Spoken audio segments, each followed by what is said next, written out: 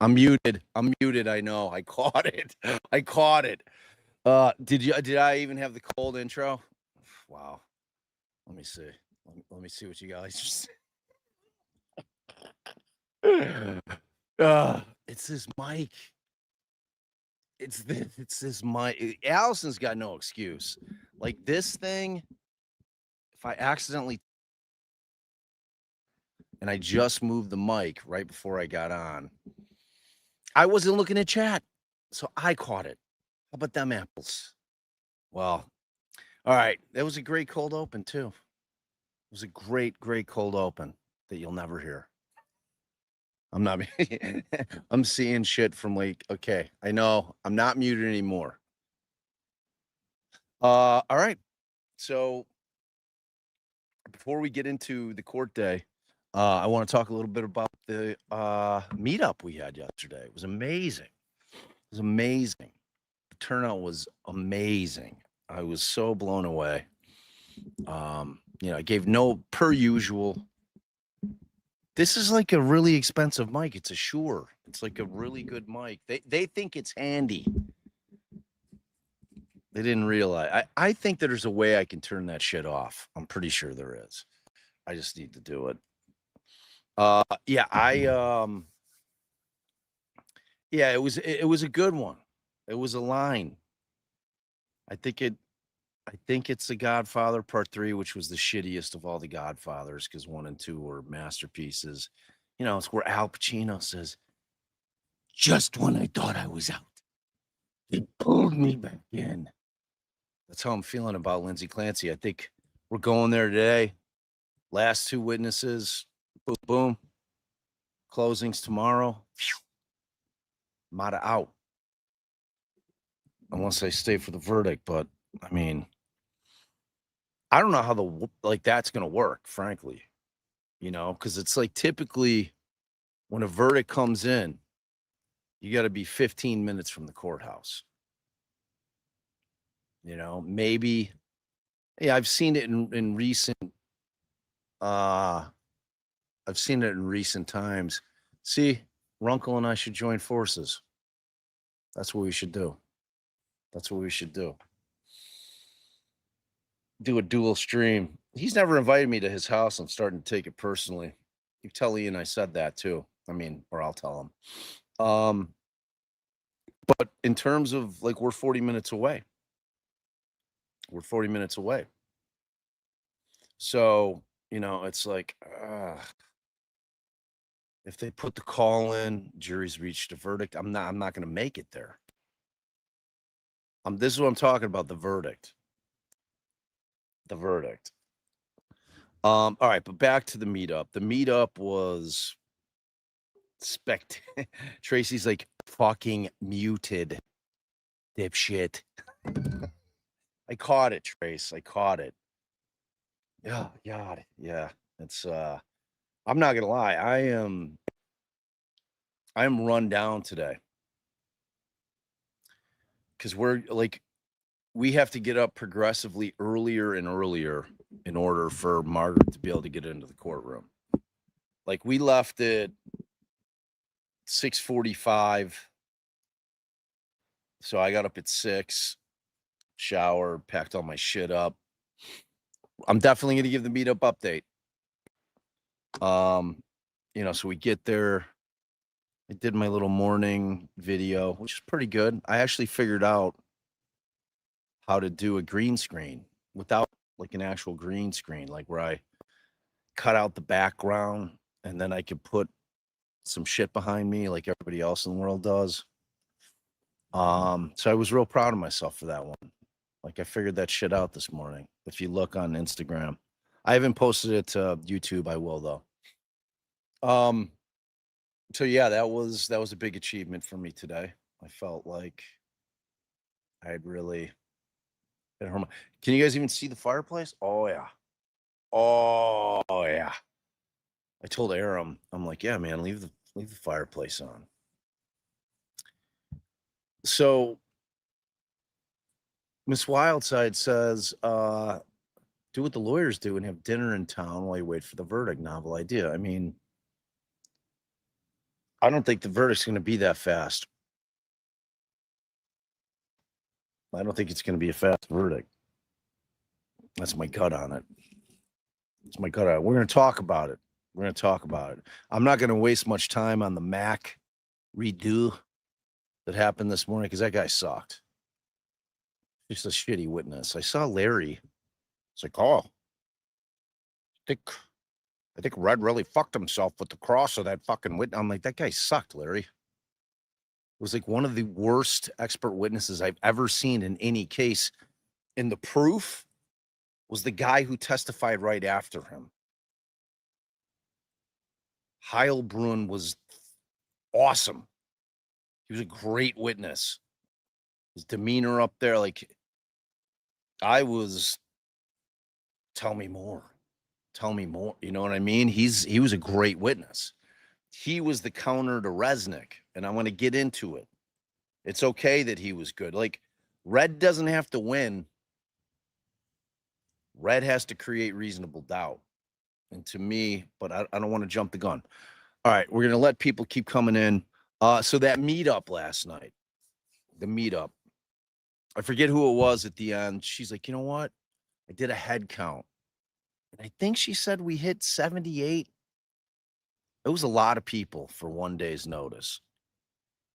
It was like we packed that bar. We packed that bar. Like our whole side was popping. It was awesome. Emily C came in. I loved seeing her. I didn't get to talk to either her or Rebecca Lavoie at length. It was the equivalent to a wedding. You know what I mean?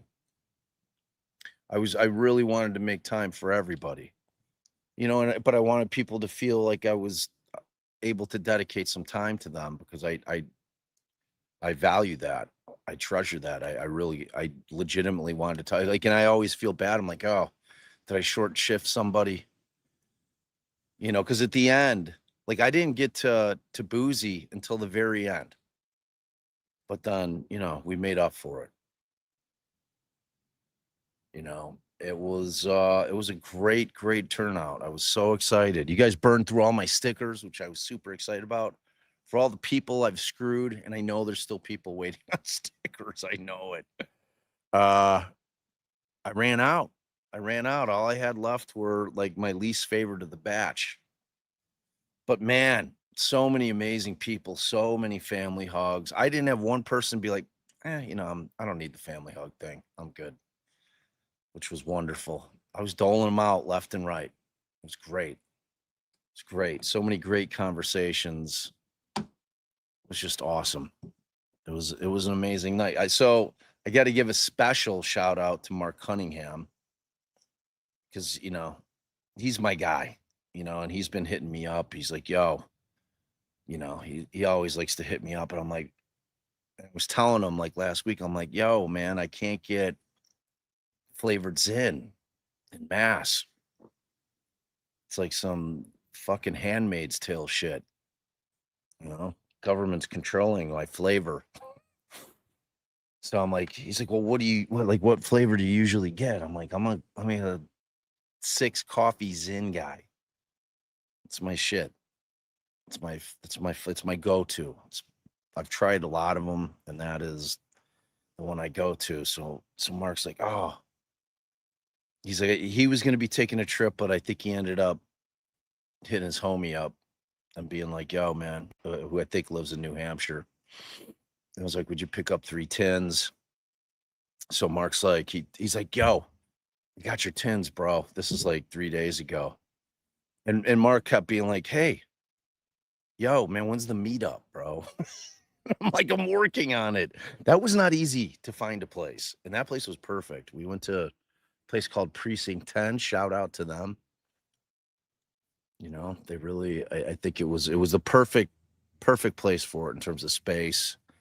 And like the rest of the bar, I mean, I was frankly a little bit surprised that the manager didn't come up and say, "Hey, you know, I really appreciate you bringing 80 people to my spot and spent money drinking, eating. People were getting meals. It was awesome. It was awesome." So, you know, Mark's like, "Yeah, I got you 3 of your tins," and he takes a picture, and I'm like, so I see him, give him the big family hug because we finally met in real life, and he hands me 2 tins. He's like, "Look, man," he's like, "I had to try one." He's like, I ain't sweating him on it at all. I was so grateful because I've been doing the smooths, which I don't even know what the flavor is. I guess I don't know, tobacco. I don't know. I don't know what it is. So thank you for that, Mark. Look at that. Made my day. Made my day. Made my week easier. Uh, and just meeting so many of you was amazing. It was a great, great night. I am not buying that. I heard that Brian was saying that. I don't know where he heard that. That's insane.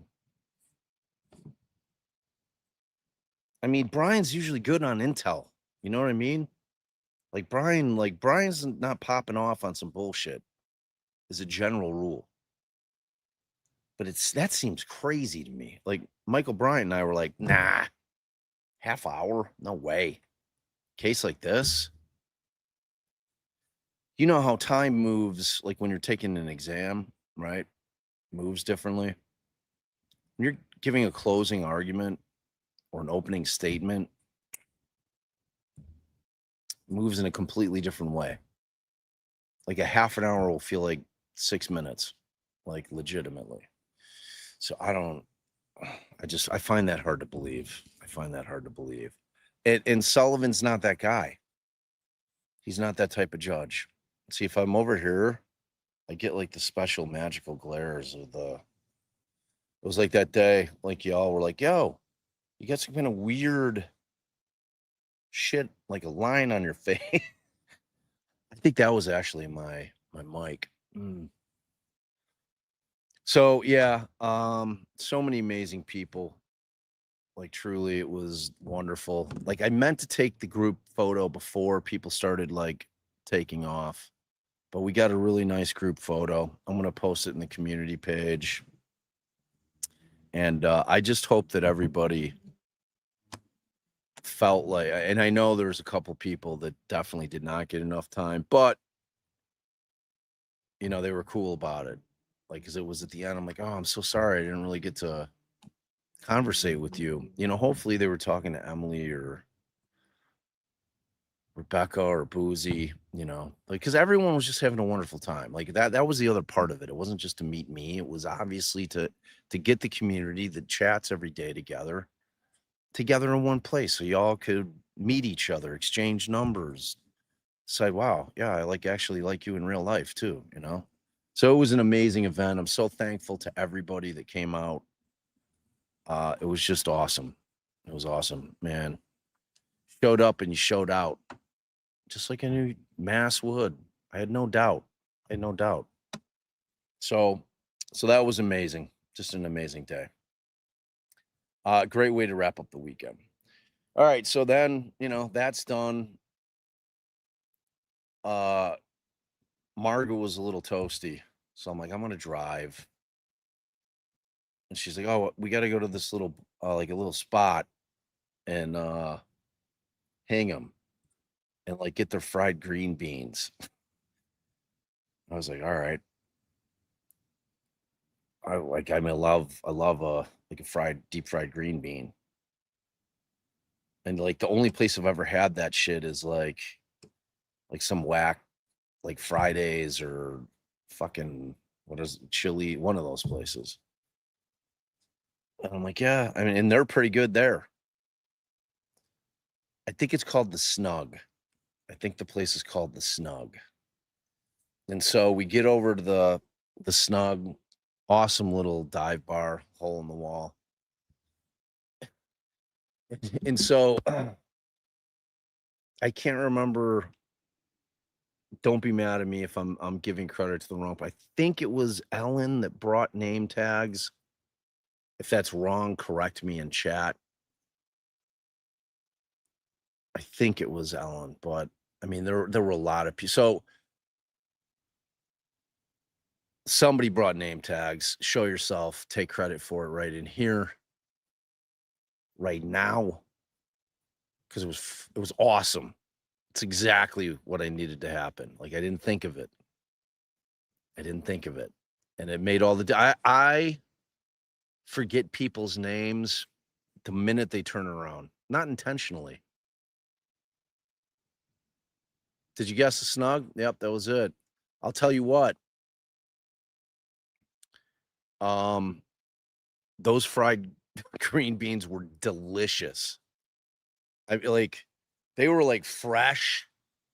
Like you could tell because they were random sizes. They were fresh green beans. And whatever they use for their coating, their batter. I mean, I knew after the fact how much garlic was in that shit because like garlic makes like I'll wake up in the middle of the night like it's like heavy garlic. They were so delicious though. So the funny part of that story is that we walk in, and like I said, Margaret was feeling no pain. As you know, I don't drink, so I was cool in the gang. So I had my little name tag, said, "Hi, I'm Bob." And she had I think hers just said, "Hi, I'm Margaret." And she forgot to take it off. So we walk into the bar, and there's a nice couple, a little bit older, probably early 50s. The guy's name is Bob, so of course I remember his name. Can't remember the wife's name. It's just a terrible person. But we walk in, and she's like, "Oh, hi, Margaret." And Margaret's like, "Do I know you?" Because I was about to say, like, wow, Margaret really is like the mayor. She's like, "No, you have a name tag on." So they just laughed and laughed and laughed and laughed. And so that was really funny. And so there's only one stool at the bar. So like Margaret was sitting back on this thing. She's like, "Go sit down." I'm like, "No." I'm like, "You sit." She's like, "Go eat the pickles or the green beans." I'm like, see, Kylie got me on the pickles. I was reading that. So she's like, "All right." And they start chatting. And Bob's talking to me, and we're talking about Guinness and being in Ireland and how they always used to serve it kind of at like room temp. And now over in Ireland, apparently they serve it cold like we do here in the States. She's like, "I wasn't a fan of it when it was warm. Like, I love it now that it's cold." I'm like, "Yeah, it's definitely better chilled." So anyway, at some point, like it comes up, she's like, "Why are you here?" I'm like, "Oh, I'm attending the Lindsay Clancy trial, covering it." She's like, "What do you mean covering it?" I'm like, "For my YouTube channel." She's like, "Oh," he's like, "Your YouTube channel?" She's like, "Yeah." She's like, "What's the name of it?" So I'm like, "Defense Diaries." She's like, "Defense Diaries." I'm like apparently nobody recognizes me. I don't know what it is. She's like, "Oh my God." She's like, "Karen Reed. I watched you all through Karen Reed." I was like, "Wow, that's awesome." So she was a fan. So that was cool. Like it's always a nice surprise. It's a really nice. No, Mark is definitely not fired. He had every right to take one of those tins. They're the best. He's gonna now be making the drive up there to get himself the coffees in because they're superior. Everything else is whack. I'm not a mint dude. I don't want the mint. I don't want peppermint, spearmint, wintergreen, none of that shit. I don't want it in like a thing that I'm sticking in my side of my mouth. It ain't me. And I don't like the super sweet shit. So coffee is it. So Mark's the hero of that story. And that's never changing. He would have been the hero if he would have brought me one tin. They've been like, look, you took so long to set the meetup. I dipped into the first 10. I mean, you're lucky there's a 10 left. I would have been like, thank you, brother.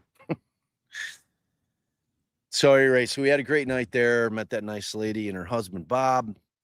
We get home. We get up, crack, make it out there, do my little video. We get in. And it starts off just fine. We had no kerfuckles happen.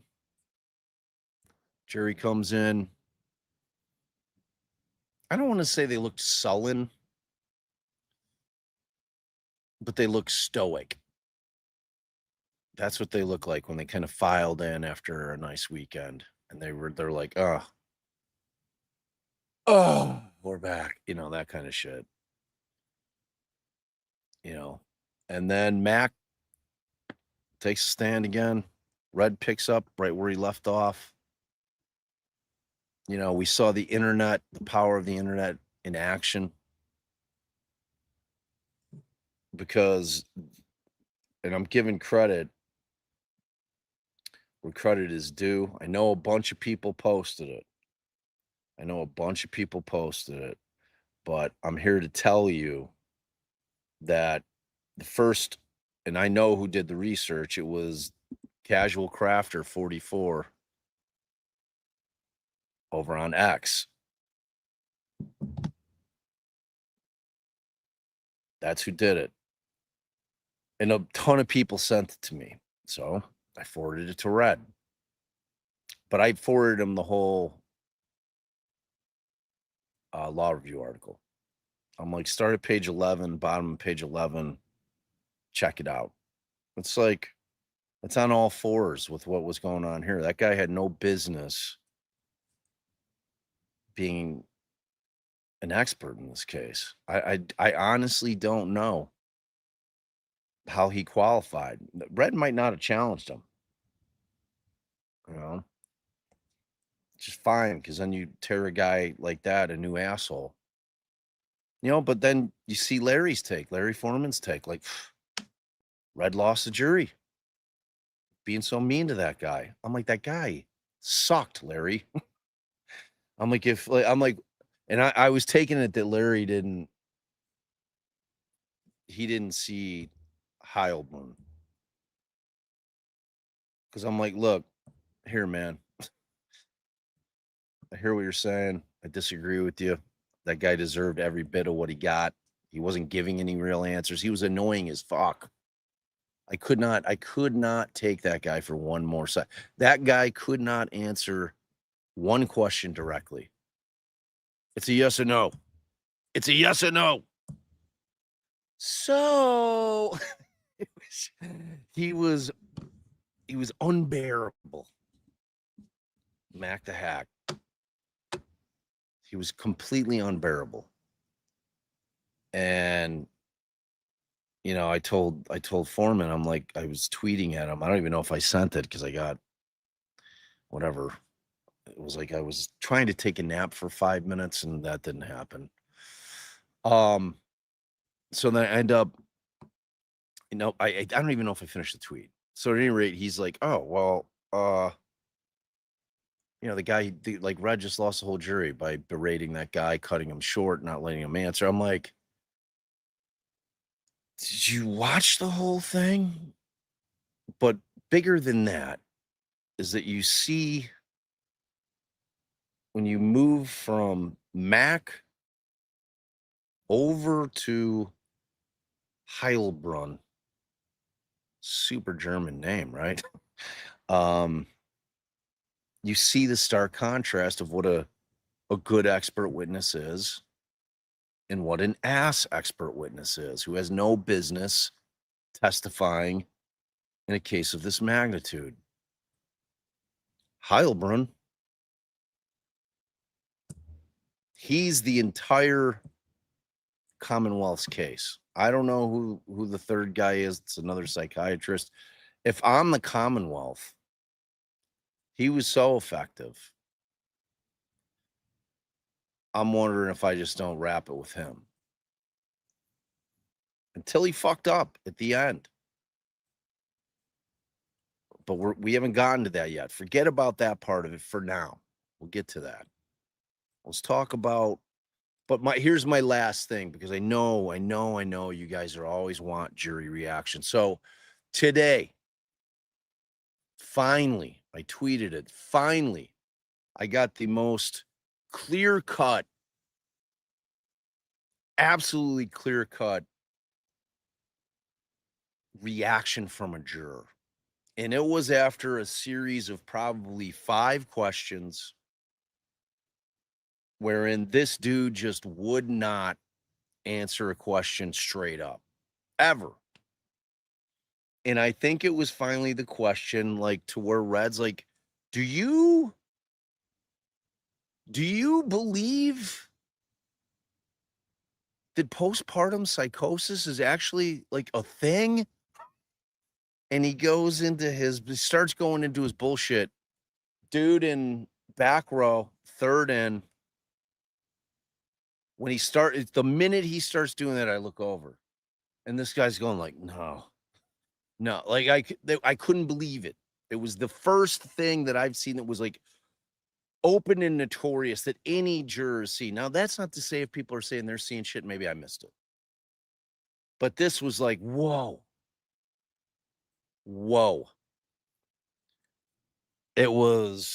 I'm like, they done lost that jury. Like the jury's gone. Like this guy, they're over him. Like move him off, put him away. I was like gonna write Red a little note, send it up like in, grade school, trying to get a girl. I think you're cute.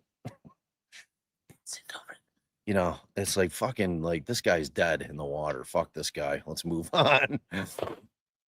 Not like I would ever really do that. I was thinking that in my head. So I'm like, okay. So then we take the morning break, and Heilbrunn steps in. Real unassuming guy, little dude, probably like 5'8", very soft spoken. And he takes a stand, and she puts on a hell of a direct with this guy. Like, this guy's a pro. This guy put in the work. I mean, we all know he's not examining Lindsay. He's not conducting his testing for 3.5 years after the act. He acknowledges that. It's not optimal. But, guy does a great job. Plain and simple. Plain and simple. If I wanted to stay up for 2.5 hours, I'd play it with y'all, but I'm not doing that. I'm not doing that tonight. But he answered a lot of questions, and the jury was very engaged with them, taking a lot of notes. You got the sense of, all right, so this guy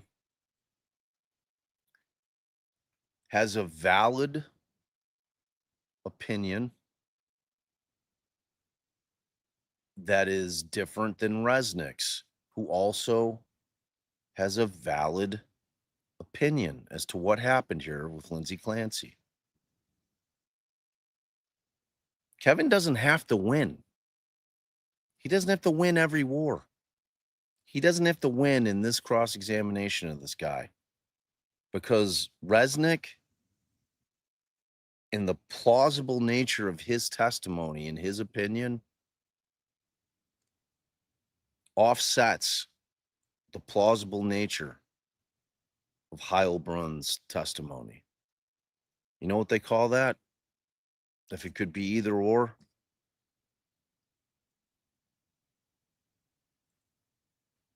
I don't have to tell you, right, class? Start typing it in. I don't even have to say it, right? Let me see. See if you guys got it. Oh, no one typed it in yet. Fucking disappointed. All right, I'm ending the stream. Not one of you typed it in. Thank you. Okay. Marcy, well done. Mama Loca, well done. I mean, I think they brought it because Diaz felt like 3 babies were killed by their mother, and I'm not going to be the guy who didn't try to bring some justice to the case. Now, agree or disagree, if they would have dug in a bit more and not been so myopic with their confirmation bias and said, you know what, like we charged her, let's take a step back. Let's really kind of let's pretend like we're not just all we give a fuck about is a conviction in this case. Let's look at it deeply. You know, let's actually tell our experts that when they go out to evaluate her, that we truly want an objective evaluation. Because if you think that they're doing anything other than, okay, we're trying to convict her, you know what to do. So, but if you say, because I honestly would like to have heard a completely objective, because I respect Heilbrunn. I just do. You know, I always call like I see it. This isn't like, you know that.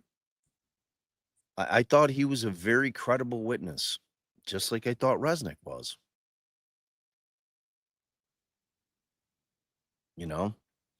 And ultimately, when it gets down to brass tacks, this case is about one thing, and one thing only.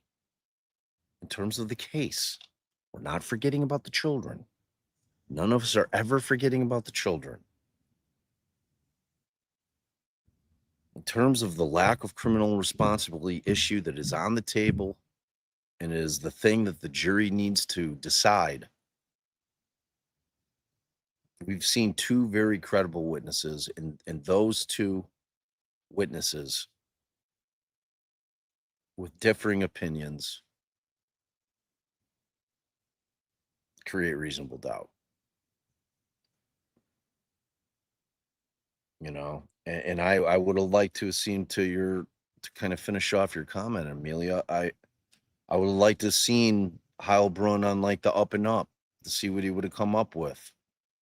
Thought the guy was thoughtful, you know, but I think it, you know, because in this case, he knows which way he's got to lean.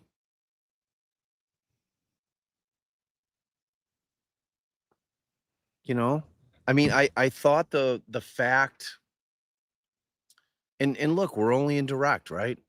Every expert except for Mac looks good on direct. Like, I don't think Mac ever looked good. And I hate to pick on the guy, but he was a pompous douchebag. I mean, he just was so unlikable. Just an incredibly unlikable person. I can imagine what he's like in real life. Like, he's exactly the same. I'm the smartest guy in the room. I know better than you. It's not in the DSM, so it doesn't exist. That's that guy. Whereas you can tell that Kirk deals with human beings all the time. You can tell, like, he's that guy that you want sitting in the chair while you're on the couch. You know what I mean? He's got that way about him.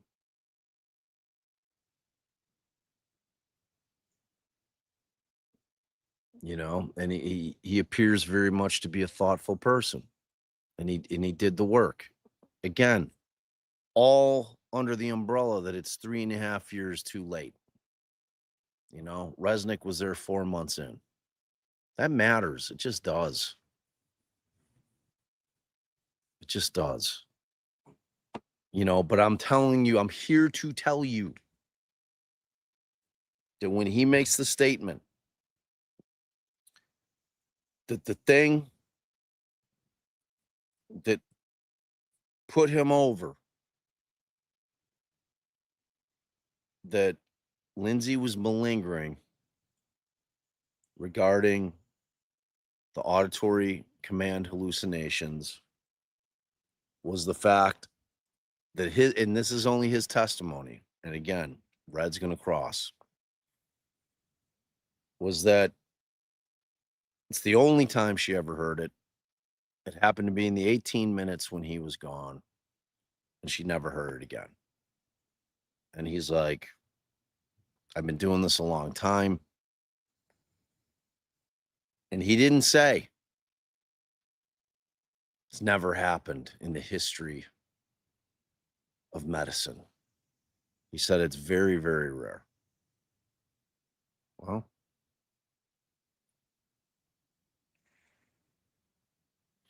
you know, and Allie brought this up earlier, a week ago, you know, that concept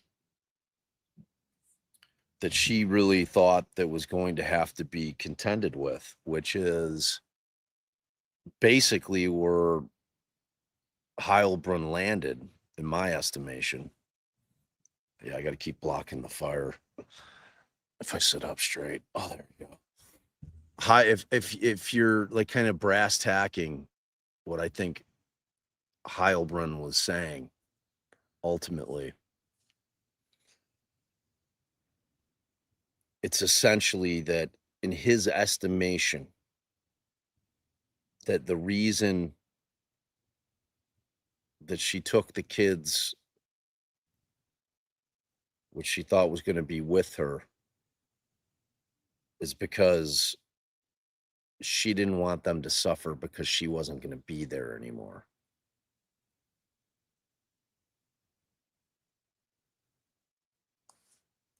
You know?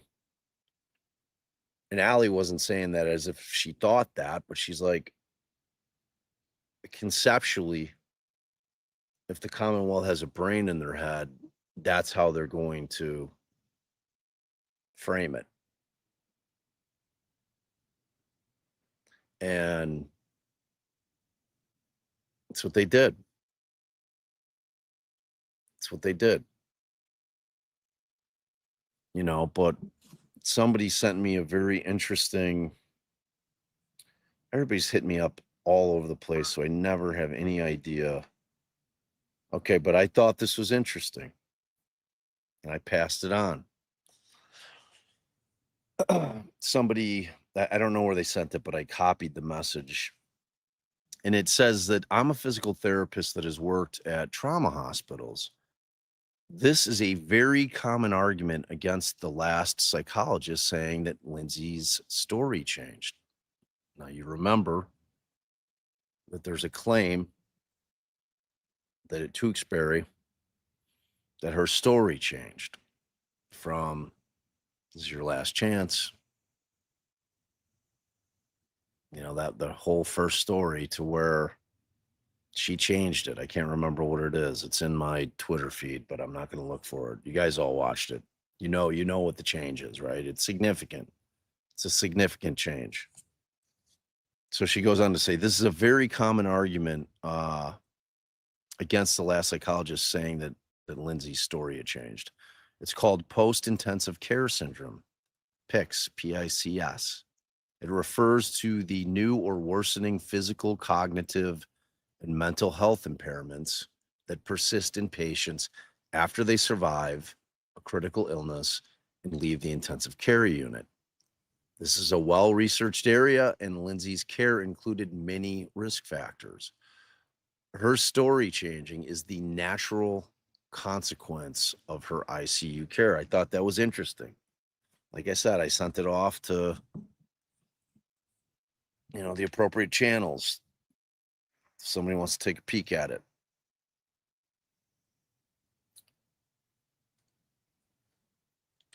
Yeah, it was. Like they were pretty close. but the end is what matters. I don't give a shit if they were in lockstep. The end wasn't the same. Don't get mad.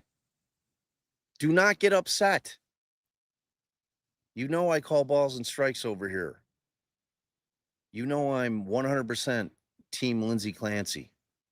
I 100%, with every fiber of my being, believe that she was in full-blown psychosis, the incredibly rare event wherein it happened one time. Or she's still underreporting. I mean, as you can imagine, last night,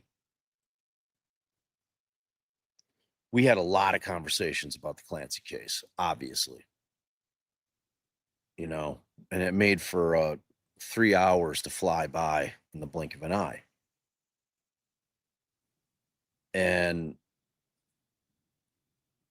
when you're thinking of a jury, I think that's going to be, and always was going to be, the hardest hill for them to climb. This kind of one-off situation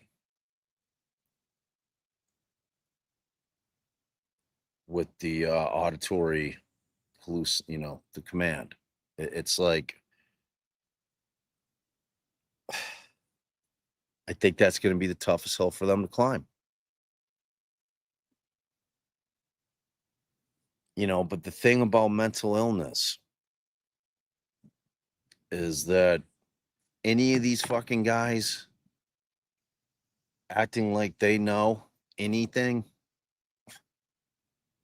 is complete bullshit. It's complete bullshit. Are there elements, grains of truth to everything? But every single human being doesn't present in the same way. Every single human being's bout is going to be different and personal to that particular individual. It's never a pat answer. It can't be. We're all built differently. You could obviously see trends. You do studies. These are, that's why they come up with the lists of symptoms. I'm just here to tell you that borderline personality disorder did not exist in the world until Gacy. And now, I never vetted him because I respected him, and I do respect him. But my dad's psychiatrist that he had testify, one of many, was a guy named Richard Rappaport. And Rappaport, went and talked to Gacy a whole bunch of times. And that fucking dude killed at least 33 kids and young men. And that dude was out in the streets.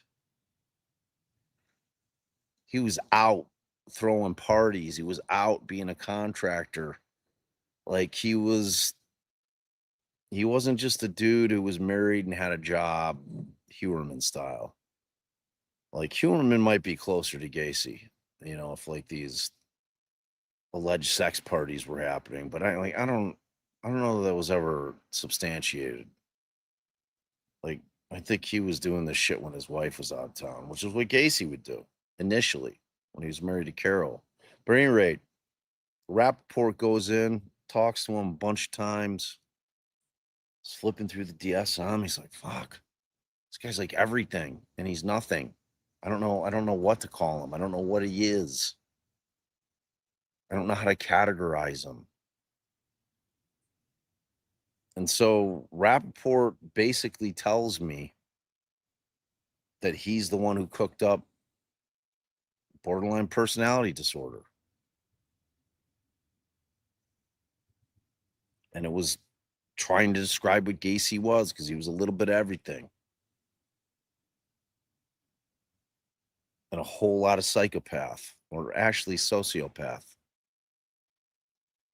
And the thing with, because Allie keeps telling me, and I don't know if she'd be like, she's like, I don't know if they should lean in all the way. And I'm assuming she's saying this during her lives. She's like, I don't know that they should be leaning in all the way to postpartum psychosis. Like, why pigeonhole yourself? And I think she's right, per usual, because I've seen multiple people, including my wife, who forwards me stuff that I'm assuming she's getting from you guys in chat, with the breastfeeding and just what's going on with that. And, we've all heard Dr. Joseph shit about the toxicity early on.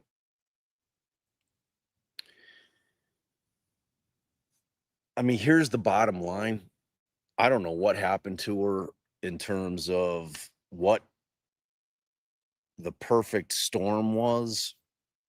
We have a really good idea in terms of misdiagnosed or just completely missed a manic episode after Dawson, which I feel like, do you guys feel like that's not getting enough play at this trial? Like, I'm not crazy about that shit. Like, that happened, right?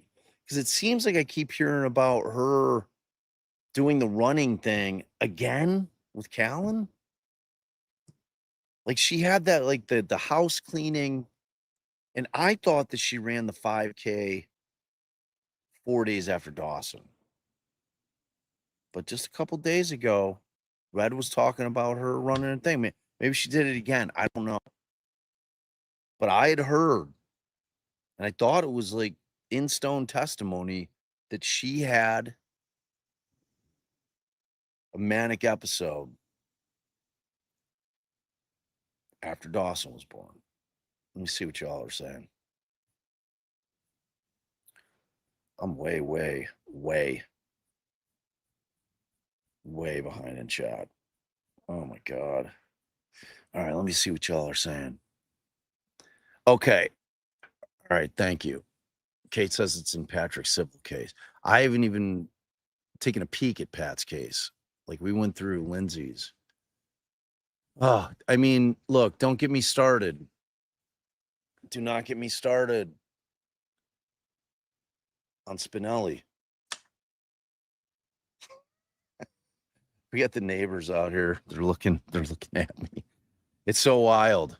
It kind of reminds me, sorry to get off. I'll get back to Spinelli, I promise. It's like I got a dude who's like looking at me out of a window here, and I'm like, it kind of reminds me of when I was in Iowa, when I was covering the Lucy Studi thing. I know I need to do part 2. And I got like TikTok famous because I was going live. Like, everybody in town's like, oh, there's TikTok guy. I'm like, no, dude. Do not call me TikTok guy. I am not TikTok guy. I'm lawyer guy or lawyer podcast guy. Because at that point, I wasn't even on the tubes yet. I'm like, but I'm not TikTok guy. But I was doing all my lives and shit on TikTok. Like, the cops were watching it, the whole town. Like, everywhere I was going, like, people were buying me dinner. It was crazy. And it kind of feels like the same way here, where like I'm kind of like walking. People are like, Bob. I'm like, what's up, man? It's wild. It's wild. Yeah, Spinelli.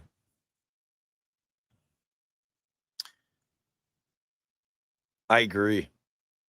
Not having her is not great. I mean, I trust Kevin, though. I just do. And you should too. This guy's a war horse. He's been a super lawyer for 20 fucking years in a row, and that's not the shit where you pay money to say you're a top 100 lawyer, and it ain't that. This comes from your peers. It comes from them, the committee looking at what you do. That's a hell of a run. It speaks volumes. And you could just watch him. You do the eye test with Kevin Reddington, and you know what type of lawyer you're dealing with. So I trust him without any kind of question. He is an exceptional attorney, and he's thought of everything that we've thought of. Now it's different. If you guys send me some stuff, like, he's one man and his assistant. There's only so many hours in a day, only so much shit you can do.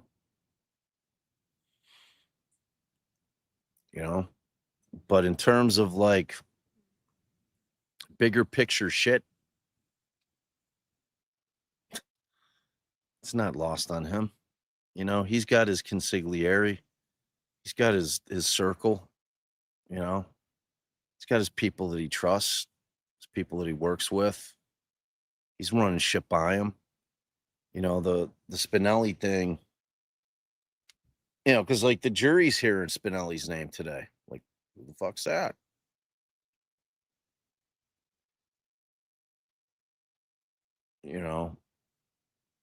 So I trust him implicitly, and he is of the mindset, clearly he didn't need her. He wanted her. I mean, clearly did a report. Wrote the book. She's a woman. Sure would have been nice in a trial like this to have seen one of the experts be a female. And it sure would have been nice to have that female talking about hormones and what goes on. Perinatal. Postpartum. Like all of it. Like all of it, like especially for the men. We're fucking clueless. We're fucking clueless.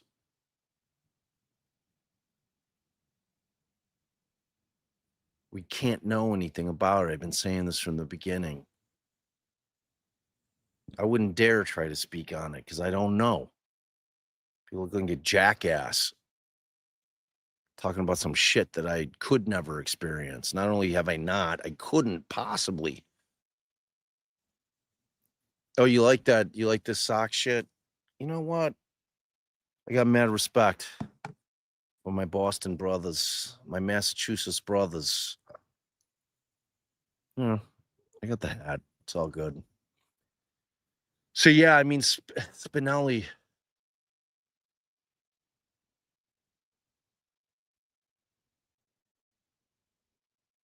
I mean, I've been saying it since we kind of heard that she wasn't going to be testifying.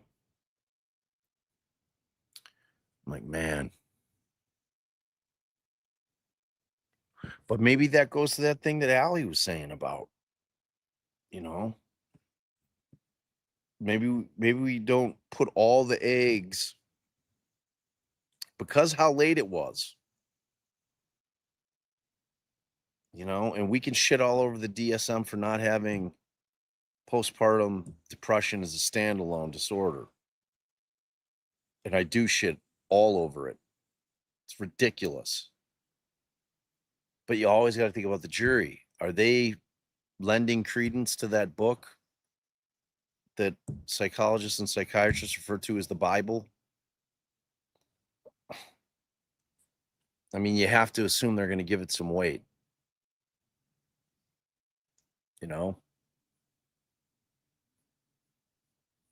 You have to assume they're going to give it some weight. And how much weight is $1 million question.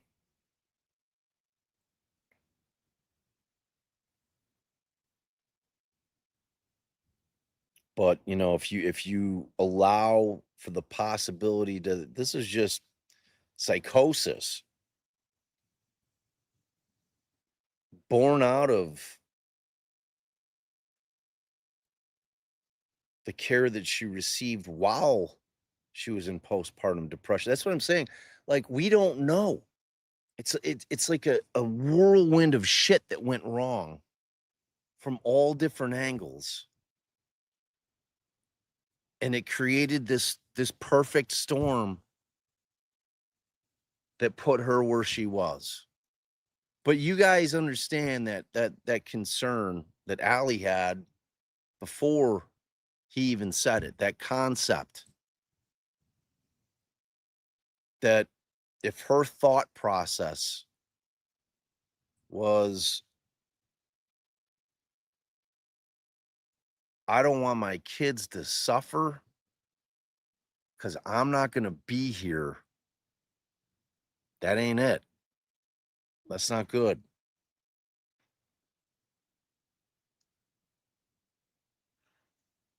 Yeah, I mean, look, we all know they're making the timeline up, like pulling that shit from their ass, 100%. Concrete, I don't know if you're new here, but my number one go-to, always, what is it? What do we do over here? What do we do from the defense side? First person to answer gets a sticker that I'll never send. What's the first thing we do? And defense attorneys, thank you, Kasha. We attack the timeline. Thank you.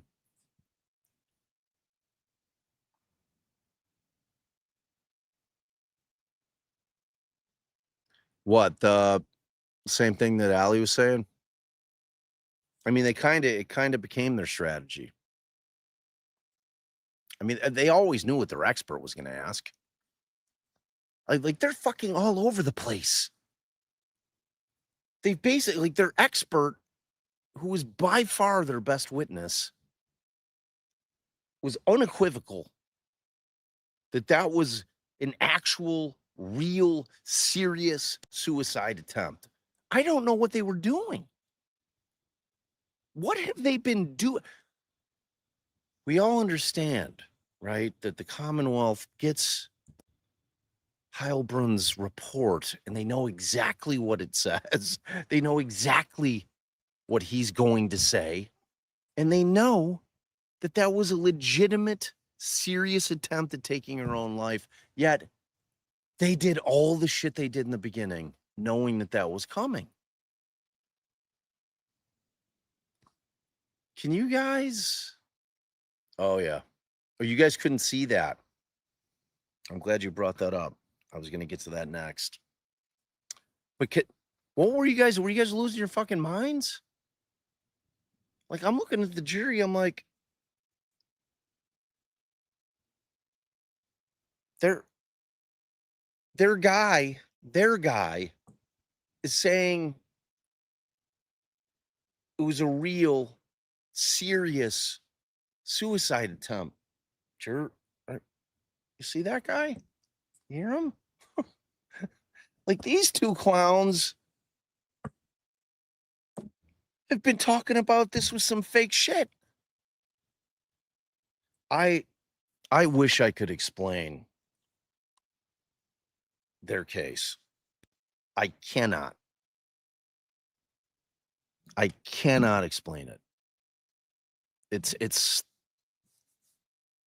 like dartboard shit. Ain't it? As a prosecutor. And they are dartboard, like, it's insane. Like, we are through their case in chief. We're in their rebuttal case, and I still have no fucking idea what their theory of this case is, other than what Heilbrunn said today, which is she knew right from wrong, and she was able to comport her behavior to the requirements of the law. And that she wanted to no longer be on this earth. And She hates being away from her kids anytime. And in her mind, her kids would suffer if she was no longer on this planet. And the way to work around that is to bring them with.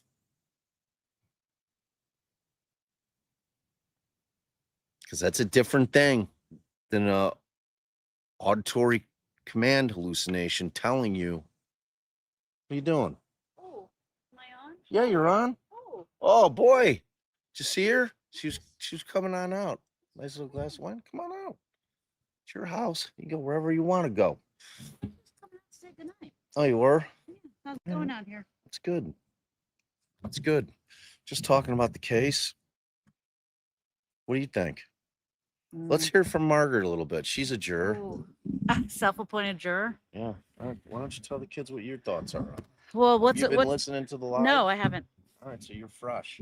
Okay. Ask me a question. What do you think about what you heard today? First of all, I want to know what you think. What did you think of Heilbrunn? So he was impressive. Yeah. He was I like the way he talks. He's very easy to listen to, almost a little bit like a bedtime story at times. I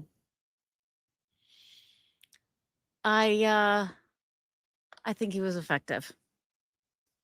I think that Red will have some fun with him. It'll be quick. He doesn't need to try to prove anything. He just needs to refute what he was saying. I was just watching Fox News, actually. They just did a little thing about this whole story. Nancy Grace was on. Oh, my God. I know. I need to come out here for some fresh air. She's a lot. Ask me another question. All right, so how impactful to you was kind of his overall theory on why he landed on I don't think she was psychotic was the fact that, at least according to the medical records and to her, she only had one auditory hallucinatory or auditory hallucination, command hallucination. And it happened in the time frame that Patrick, forget the 18-minute shit. Because like that's just like the time frames to me, like that's them guessing. They have no idea when shit went down. It was gone for 54 minutes. It could have happened the minute he walked out. Like we don't know.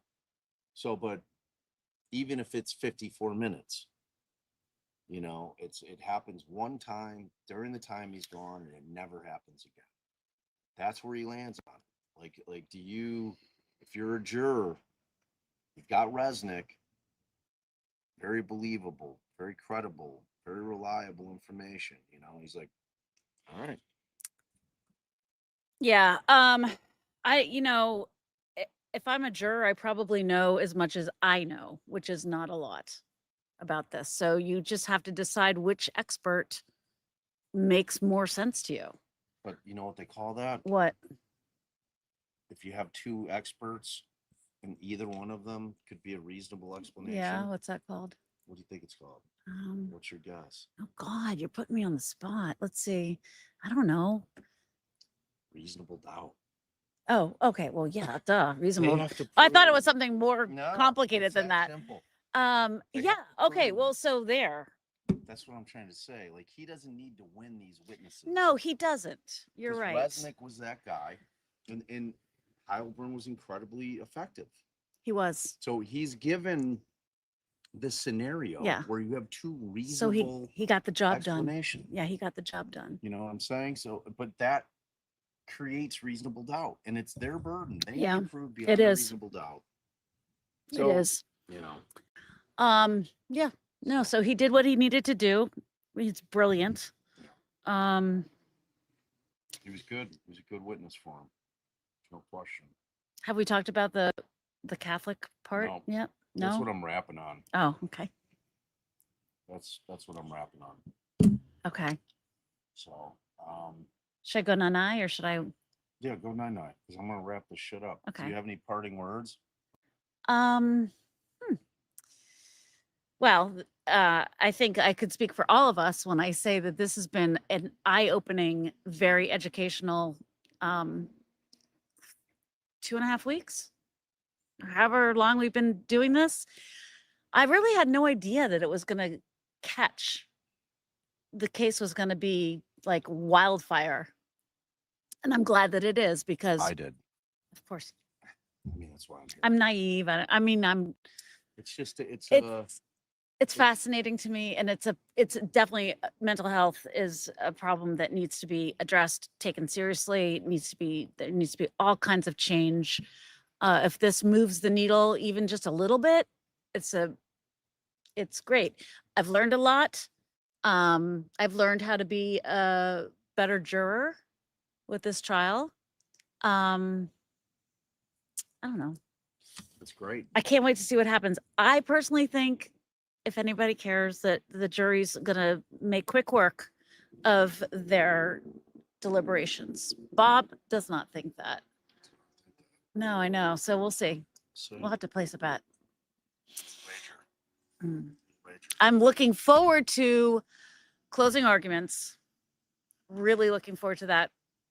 I guess probably Wednesday. Yeah. Hope so. You're a great crowd. We met so many people last night here in Weymouth. Great crowd. Can I tell about the two women? Can I tell the little story about the women outside the courthouse today? There was a woman whose name escapes me, maybe Katie, who hopped in her car at 2 a.m. and drove to Plymouth and went to the wrong courthouse.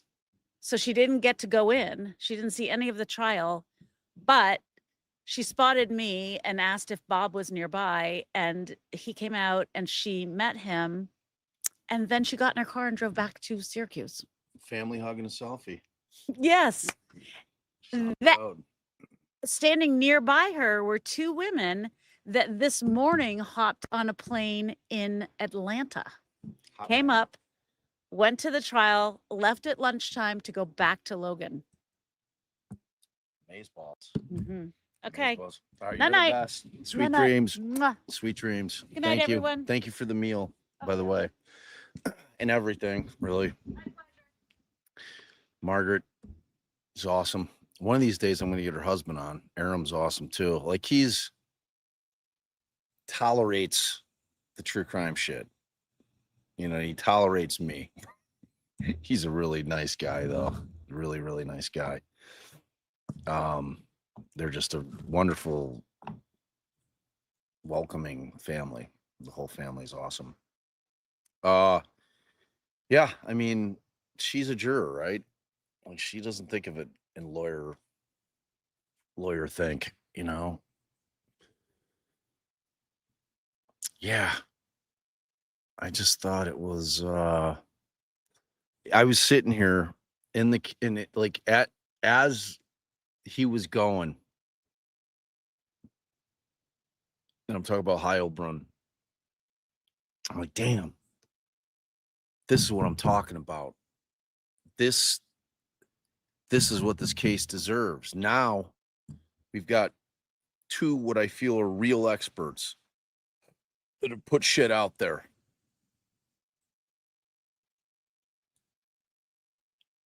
And they're you know, the problem for Heilbrunn at the end of the day, and it's the thing that no one's ever there is not a learned psychologist or psychiatrist on the planet that's ever going to convince me that Lindsay Clancy wasn't in psychosis.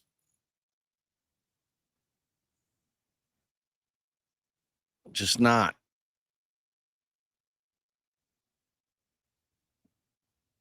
She loved those kids too much. You know, it's like, think about the Brian Walsh case. And I don't want to hear the shit that she's a labor and delivery nurse. She doesn't know jack shit. We know. I mean, she did Google hallucinations. And that, what was that, on the 23rd?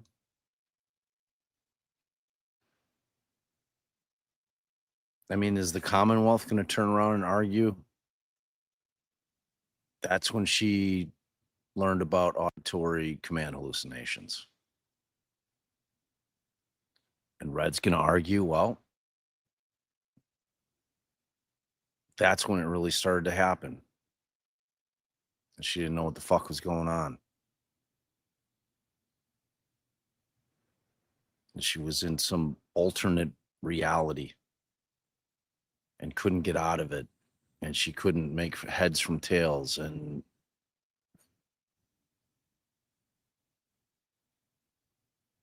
you know,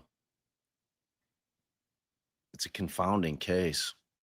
But at the end of the day, that woman in particular, who we know desperately sought to get herself right, is begging for help. That's Sue Clancy. That's not me. Begging for help to get right. There's no other explanation for it. And I'm not buying the, she did it because she didn't want her kids to suffer. Like, even in that world, that's not rational thought.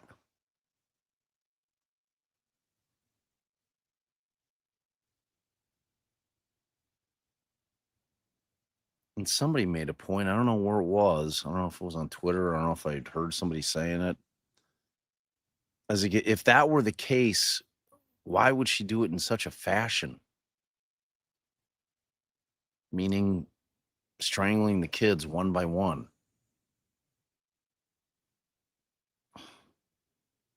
Can't even think about it. It's so awful. I mean, Jesus. It's unthinkable. Like I seriously can't even like bring myself to start thinking about like that concept. Only somebody who is incredibly sick and has no control over it and cannot comport their behavior to the requirements of the law is capable of that. You know, we're seeing other cases pop up. There's going to be distinguishing things. This is a one of one case. Because Andrea Yates, similar, but different. Everybody's like, Andrea Yates, similar. I'm like, it's different. Because in that case, and I just watched it on HBO 2 nights ago.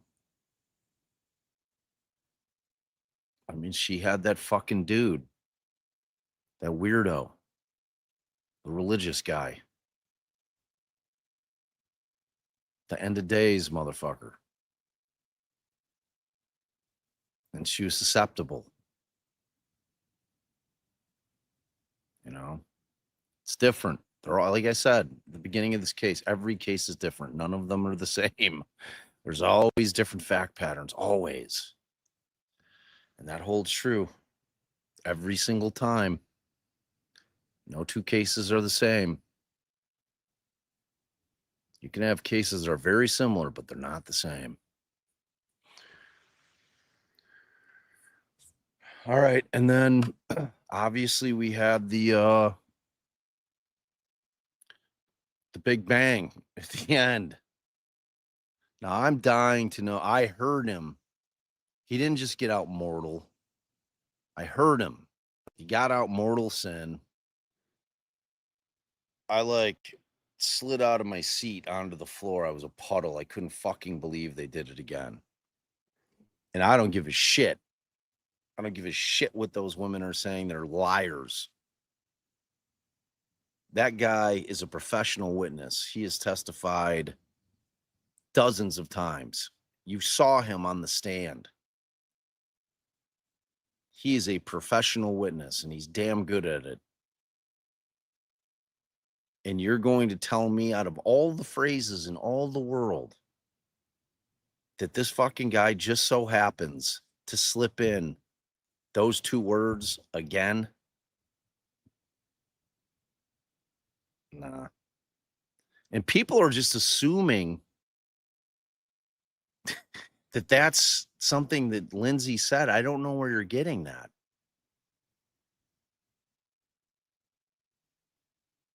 Like when, I can't remember which one said it.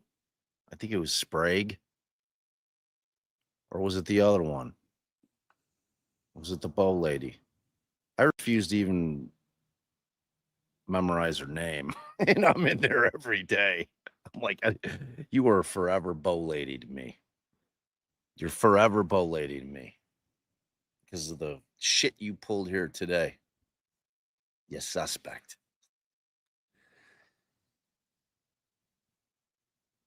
She didn't preface that with, oh, did you read the part where none of that shit? Lindsay said that. No, she just said some shit.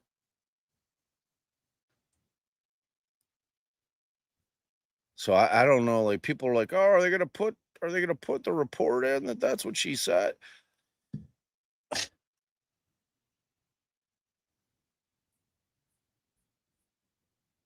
They told him to slip that shit in. I'm convinced of it. Should have been a mistrial. And I knew it. I called. As soon as they kicked us out of the room, I saw him. I'm no lip reader. I saw Red storm up there. Because usually, and he cut her off.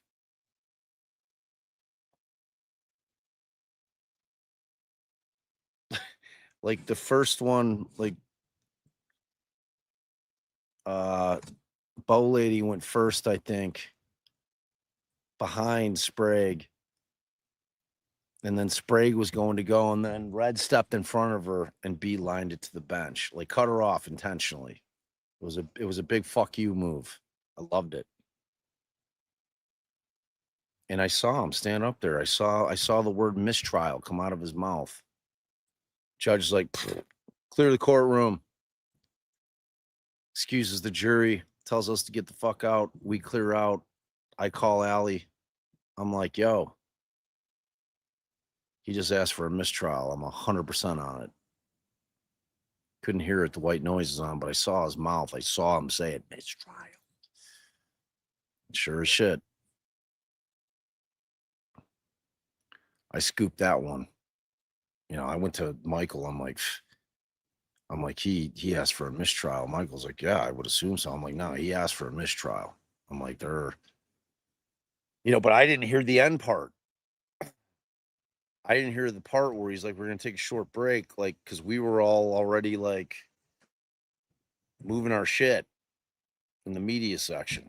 I didn't hear the last little part. I want to hear argument when you come back. Allie's like, oh, like the judge said, there were going to be a short break and they're going to hear argument. I didn't hear that part at all. I mean, he had to preserve the issue for sure. Had to preserve it.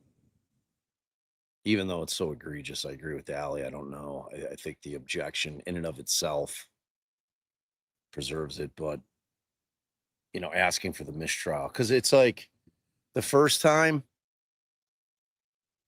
when he didn't ask for it, it's like, I'm winning.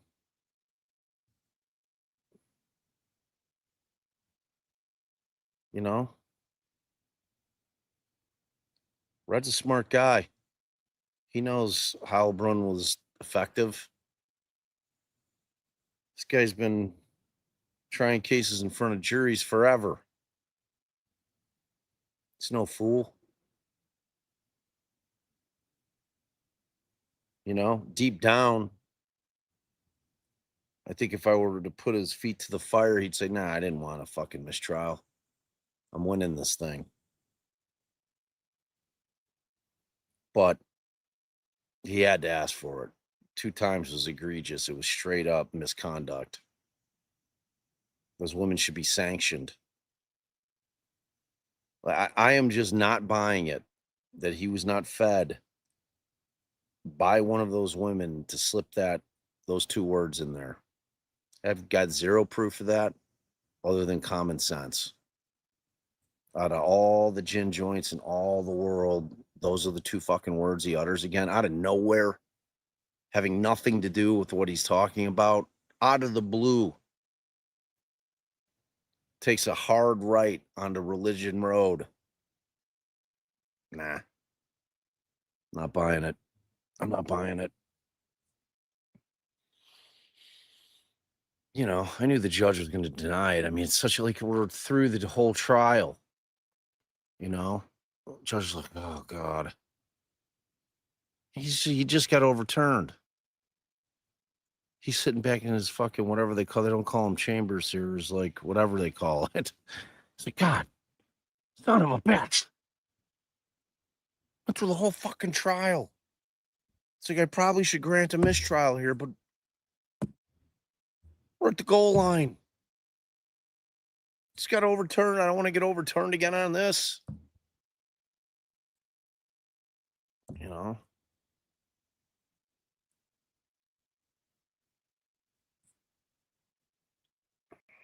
I mean, his admonishment to the jury, was he curative? No. Was he forceful? Yes.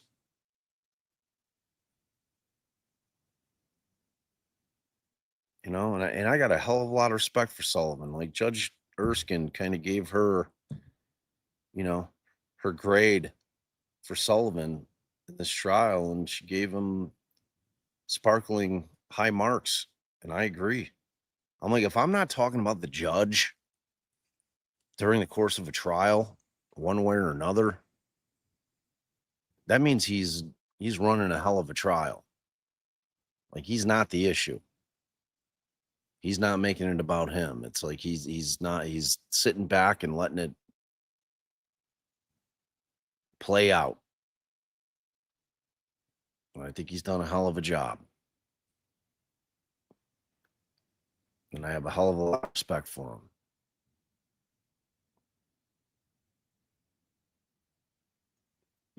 And that's a tough spot to be in as a judge.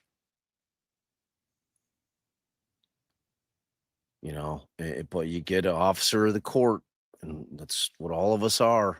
Every lawyer that's sworn in is an officer of the court. Doesn't matter which side of the aisle you're on. That's it.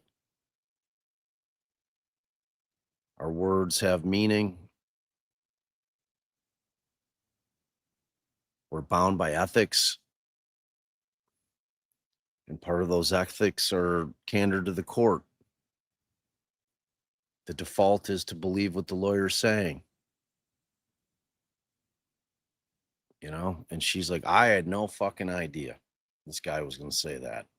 Well, as soon as you heard the mortal, you should have shut him the fuck down. Nope. She didn't do it. She let it all come out.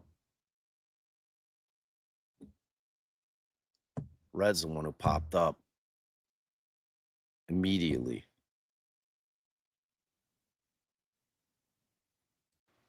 You're not slipping anything by that dude. You are not slipping anything by that dude. It's like, everybody like, oh, why isn't he objecting to the leading? And I told you, pick your fights. Can you imagine how many times he would have had to object to her constant leading throughout the entire, both of them? The both of these, you've been leading the whole time, the entire fucking trial. The jury's not going to like you if you're the defense objecting every single time. You're like, oh God, here we go. Judge will have to keep calling sidebars. All right. Quit leading constantly, like so you pick your battles. He objects when he needs to. And that's the only time he objects. When he needs to. What a case. What a case. If I'm traveling to a case, at this point, y'all should know I don't miss when I know it's going to be a banger case, when it's going to be one of those cases that has to be seen to be believed. I had to be in that courtroom. Told Allie today, man, I'm like, she didn't even respond to it. I don't even know why. I'm like, I am like, this makes me want to try cases again, being in there, watching him operate. I'm like, man, what a case. All right, let me get to some of your comments. All right, let's see what we got. Got some new members. I love it. Aw, Ellie, darling. Family hug. Welcome.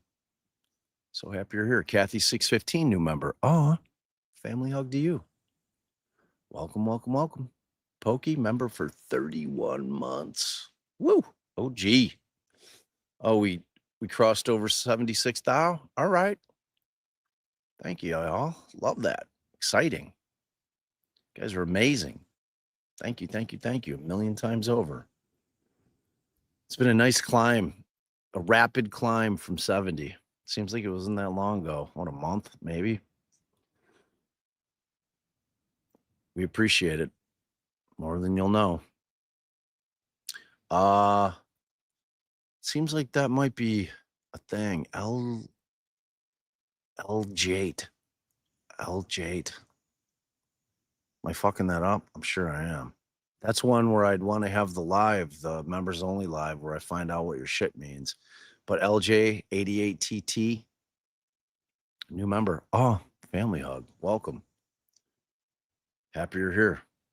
Harbinger of imminent death, $5 solid. These ADAs fail to show they're living up to the trust that comes with their position. Nobody should want prosecutors that don't care how they win. I mean, preach. Preach.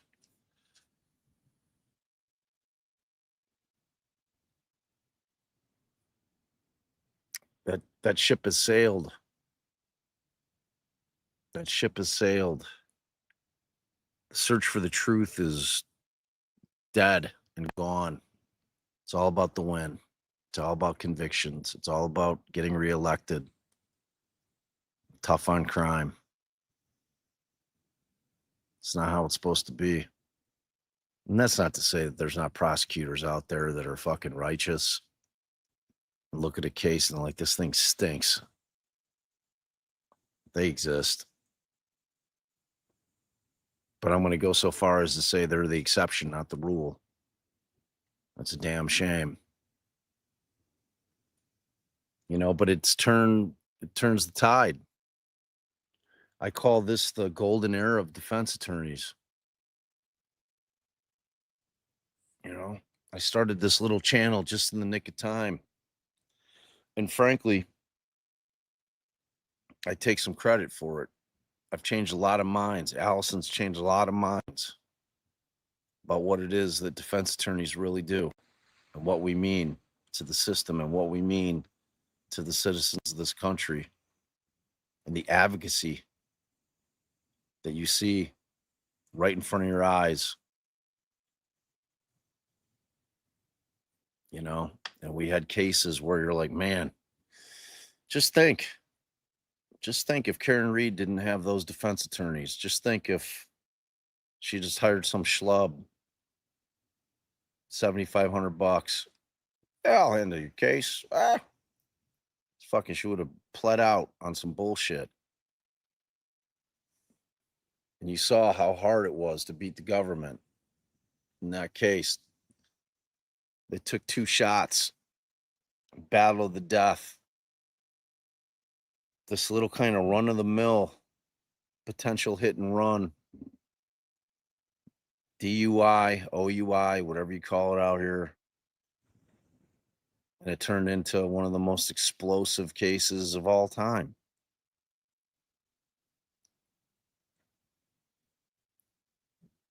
my buddy Joe Lopez, who's a phenomenal Chicago lawyer, probably about a decade older than me, maybe a little more. He's like, an old lawyer once told me there are no small cases. There's only small lawyers.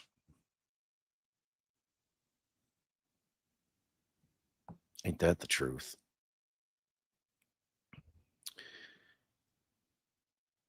Michelle McCaffrey, thank you for the jewels. We love them. I don't know what they mean still, but I love them. Autumn Blaze, 10. Thank you. Sorry I'm late. Brian Etten said they are limited 30 minutes for closing. I saw this. Is that true?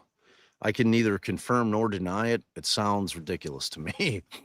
I would be stunned if Judge Sullivan is limiting these lawyers in this case to a half an hour.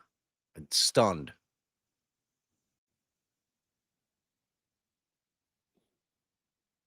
That being said, do I think that Kevin Reddington could absolutely crush a 30-minute closing?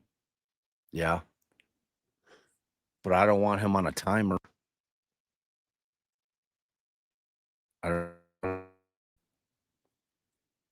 Justice should never be on a timer. That's how I feel about it.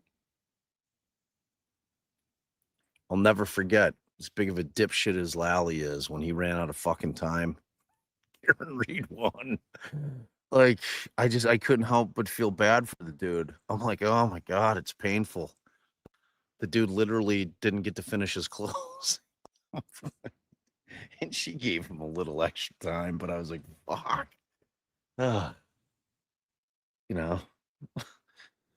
Brutal. Try a case, you take it to the mat, put on all the evidence, you take weeks to do it, and you're going to cut a fucking lawyer off at the end during their argument? Come on. I hope that's wrong. But like I said, Brian, he vets his sources. I mean, he's not coming with some bullshit. I hope it's not true. I'm going to ask Red. I try to stay out of his shit, but,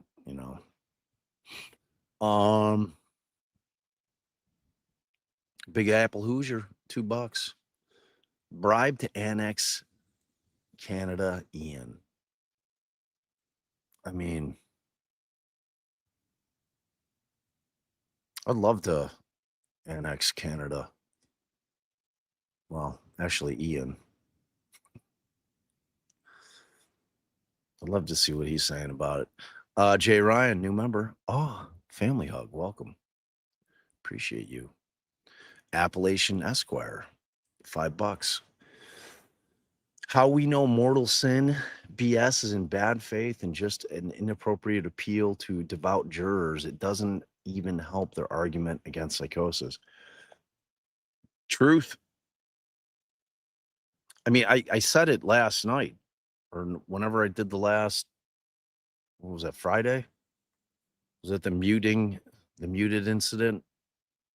I think they're trying their case for the eye for an eye folks who don't give a shit if she was psychotic or not. Kill your kids, you're going in, period. I don't give a shit. They're trying it that way. Like like all the shit she's saying, yeah, she was faking the suicide. Okay, she wasn't faking the suicide. I don't care. Yeah, she was manic. No, she wasn't. I don't care. She was psychotic. Maybe she was. I don't care. She killed her kids. She's going in. That's who they're appealing to, those two women. Which, again, if they can't meet their burden, it's reverse jury nullification. It just is. Allie and I got in some weird conversation about that. I was like, I hear what you're saying, but do you hear what I'm saying? If they're ignoring the law because they don't give a shit, even though it's clear that proving beyond a reasonable doubt that she didn't have psychosis at the time is super fucking hard.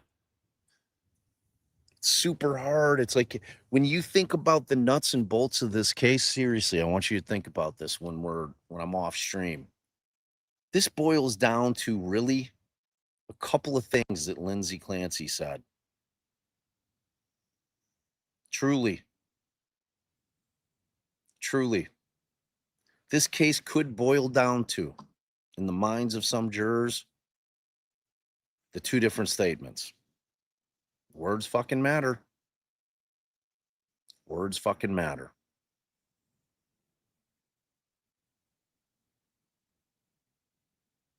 Could boil down to that simple of a thing.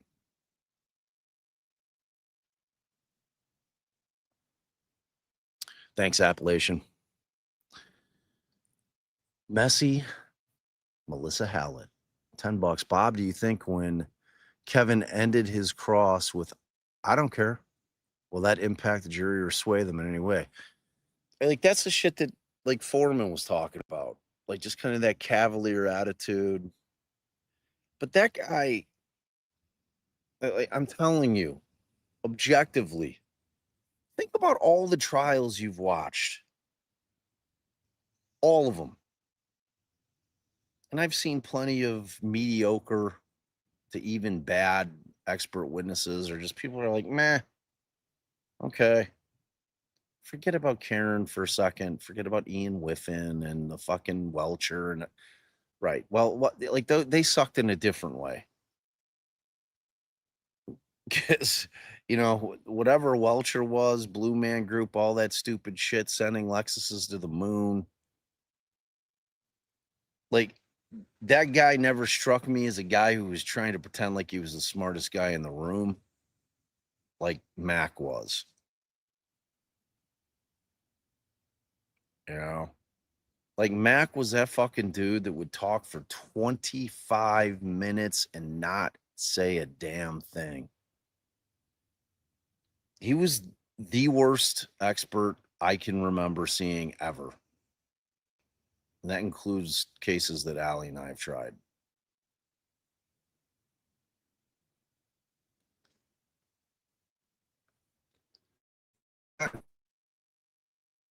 Just use the eye test. Because you know who came in right after Mac is an excellent expert witness to contrast for you just how bad that guy was. So I don't know. Like, in my estimation, Messi, they were over that fucking guy Friday. This was just a continuation of the pain this morning.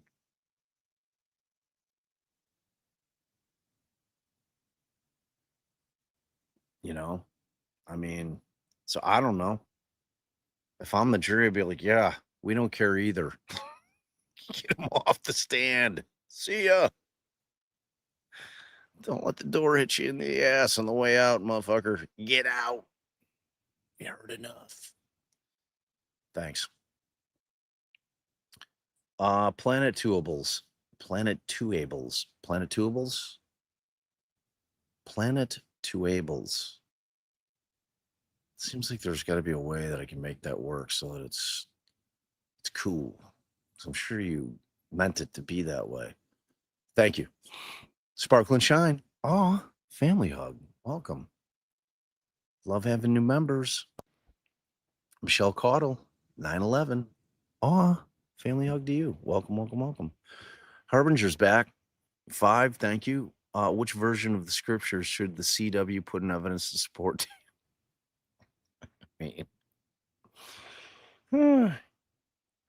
So in the evidence we're going to send back, we've included a Bible, just in case you need to refer to it. Thank you. Thanks, Harbinger. For the kids, thank you. Milky Joe, $5. I'm worried the CW will keep retrying this case. How many more goes does Red have in him? I mean, I gotta tell you.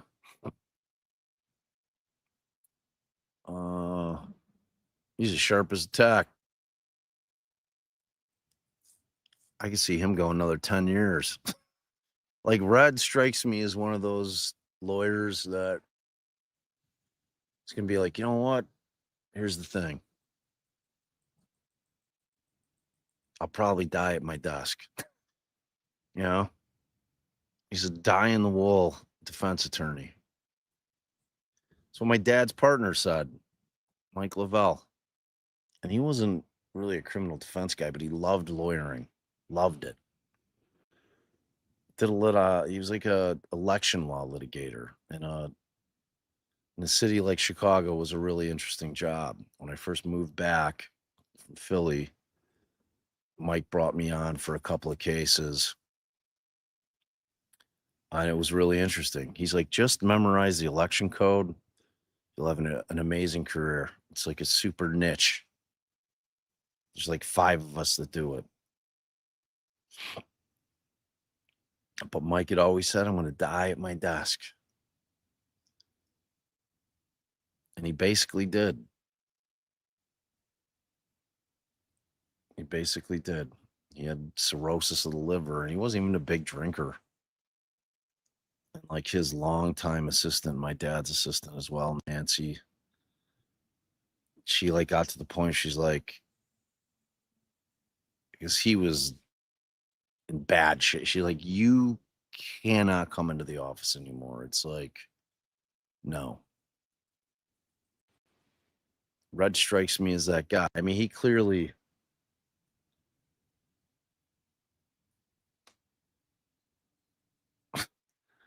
guy's just a master class of a lawyer. Just is, you know.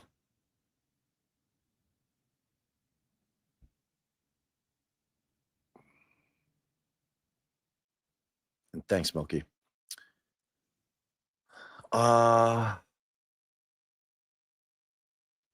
So Carrie Shulman, I'm gonna go with Carrie Shulman because Karish Ullman, no good. I'm gonna go with Carrie Shulman.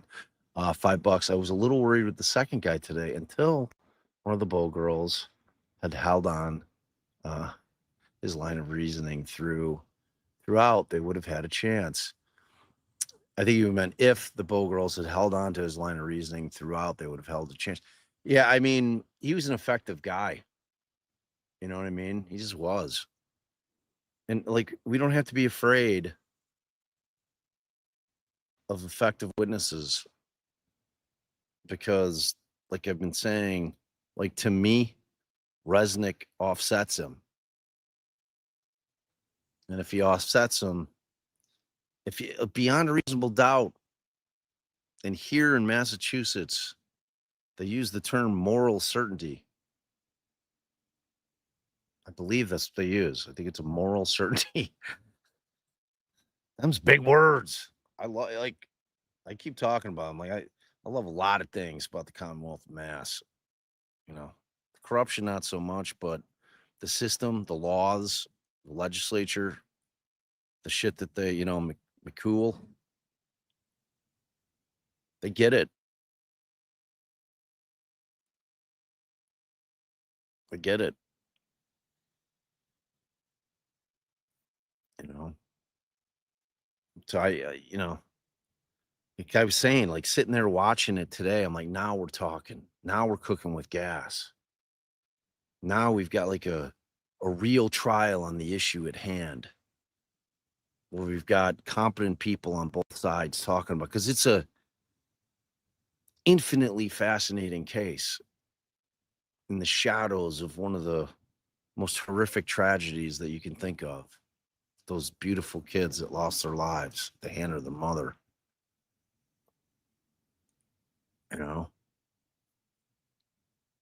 fucking brutal case, but it's such an important case. Such an important case. Thanks, Carrie.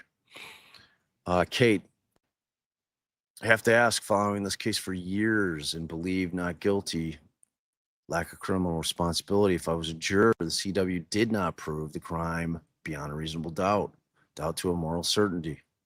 There you go. IMO. The defense did. How would I vote? How would you vote? Vote not guilty for lack of criminal responsibility. That's how you vote. What do you mean? Answer your own question. That's how I'm voting. In my mind. I've been there. I didn't even need to wait. I was there after the Commonwealth's case in chief. I'm like, I've heard all I need to hear. I understand the concepts. I don't need two fucking experts to tell me. They're going to X each other out. They always do. Good experts X each other out. Gone. And when they're gone, reasonable doubt. That's all there is. It's really hard to prove.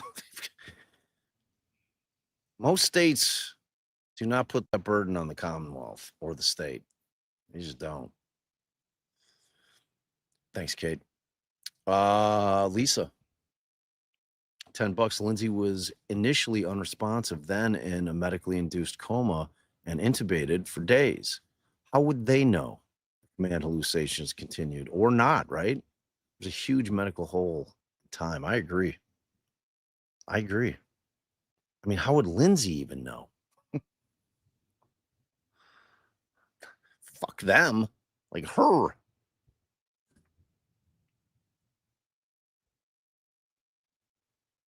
You know, and if your mind is fucked, if you're just teeming with mental illness, if your mind is diseased, this expectation that an individual is going to be able to articulate and, more importantly, be able to understand whether or not something's an intrusive thought or an auditory hallucination. I mean, them saying that it hinges upon it being like a different voice, I don't know. Seems like an awfully thin line to me. Seems like an awfully thin line. I agree, though. It's a good point. Parakeet 369 in opening, Commonwealth says it's not about the Lindsay of today. It's about her on 124-23. And yet their experts came in a few months ago. That's huge to me. It is huge. They're trying to play Back to the Future. They're trying to put pieces together 3.5 years after the fact. And I don't know that it can be done. It's a huge factor. Believe me, Reddington's going to hammer that point.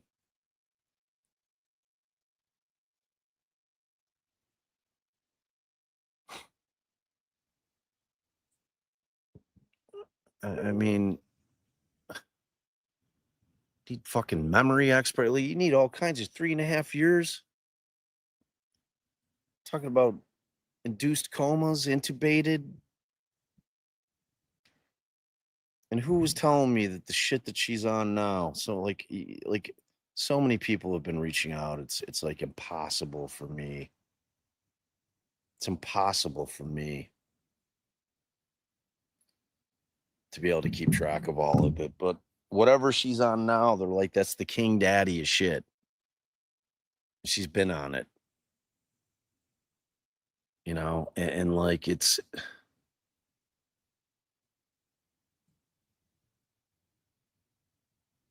I just don't know how you can trust an evaluation that's taking place 3.5 years after the fact, after she's being properly medicated, and also not knowing how that medication may have affected her memory or anything else.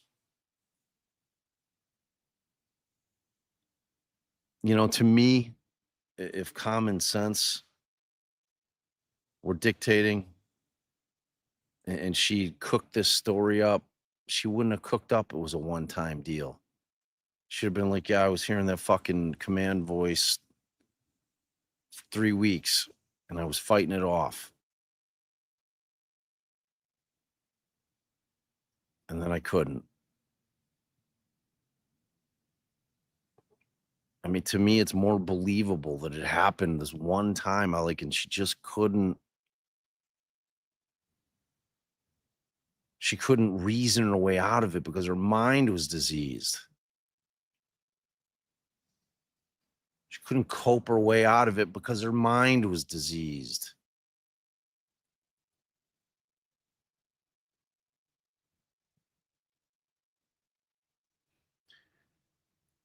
Thank you, Parakeet. Madeira Beach caregiver, you may be incorrect about the verdict timing. Elsie lives over an hour away. All right.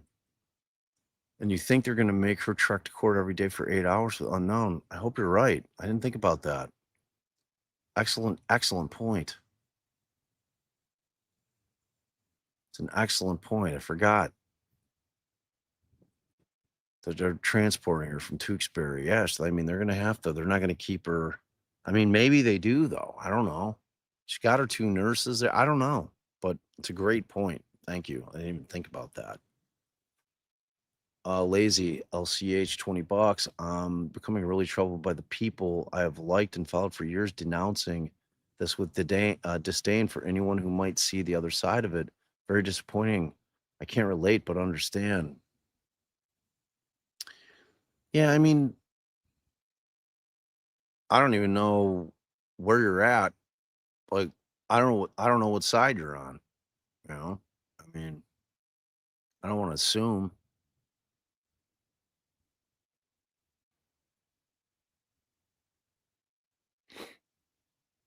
I mean, I never have disdain for anybody. You know what I mean? If they disagree with me, I take it as challenge accepted. Let's debate it. Like I was on the phone with Nikki Jackson today, fucking professor at Purdue. She's running the Center for Justice and Exoneration Network that I'm on the board. It's wrongful conviction work. And like we had a great conversation. She's like, I don't know. I don't know. Like she's spitting out facts. I'm like, you got half the story. She's like, no. I'm like, no, you're not watching all of it. You're watching parts of it. And I'm like, I love that shit.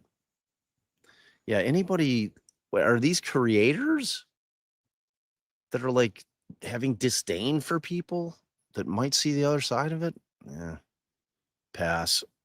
I tell you, like me, and I can't speak for other people, cannot speak for other people, but, I mean, that's what I'm always talking about. Allie and I are criminal defense attorneys. We are always, for our entirety of our career, arguing with somebody who's on the other side, you know, of these types of cases. And it was pretty rare for me to hate a prosecutor because they were doing their job. And, most of the time, like, we're buying their own shit. We're all allowed our own opinions here. I'm talking not here. I'm talking about here. And like people like that just are like, I hate him because it's like I sit there and I wonder, like, I see the shit that people make and like, the comments. And I honestly don't give a fuck. I mean, does it wear on me eventually in terms of like, I'm like so fucking sick of like just seeing this shit? Yeah, of course. Does it like hit me at the soul? No, I don't give a fuck. I don't care. But what I think about is like, my God, somebody woke up just bound and determined to make some kind of weird fucking video about me. There is never, ever gonna be a day when I waste one fucking second of my life or my time to make some fucking video about somebody who thinks the opposite of I do on a case. And that's all it is. They could try to fucking like put it however they will. You don't care about the victims. Oh, fuck you. Yeah, I do. Fucking piece of shit. Fuck out of here. You don't even know me from a hole in the ground. Pretending like you know shit. I mean, God, it's sad, really. I'm like, could you imagine? It's like that touch grass shit's real. Fucking hug your kid, weirdo. It's just weird. I don't know. I'll never get it. But thank you. Music to my soul. Do you think Kirk testifying that the command hallucination was possible will make the next motion for directed verdict more persuasive to the judge? Yeah, I mean, yeah, and I think it's going to get better on cross. He's going to have to, because he said it's rare, which I'm assuming is what you mean by possible, right? Rare means it happens. It's just not common.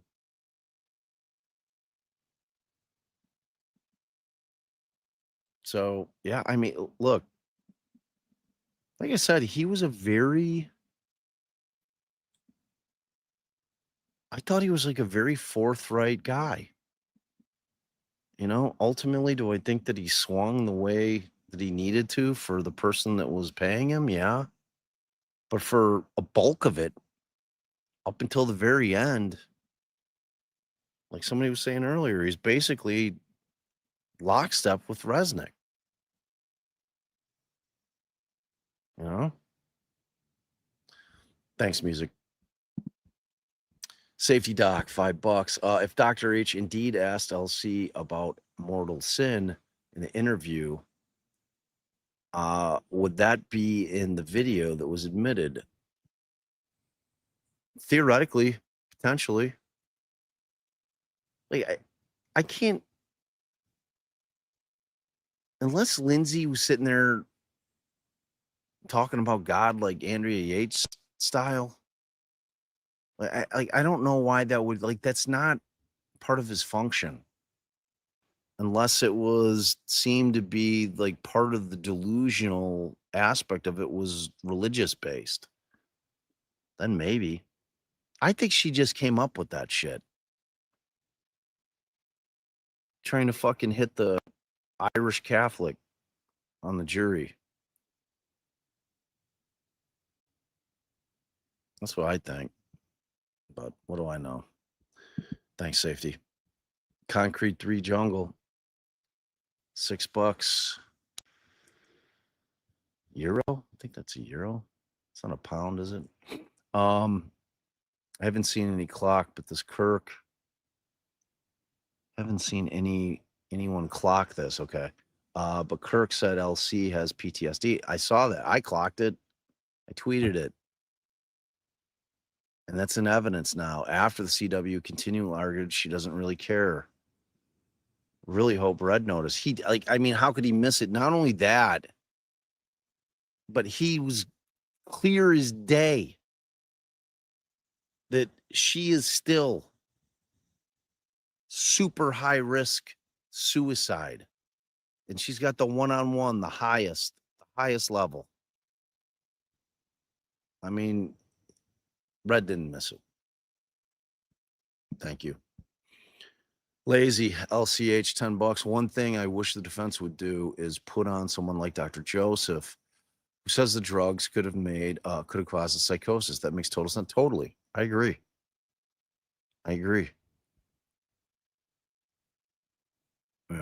Because he was like from the get. When I watched it, he's like, I think that shit started like immediately. The Zoloft, because they misdiagnosed the fact that she had a manic episode with Dawson. Totally made sense to me too. I agree. I agree.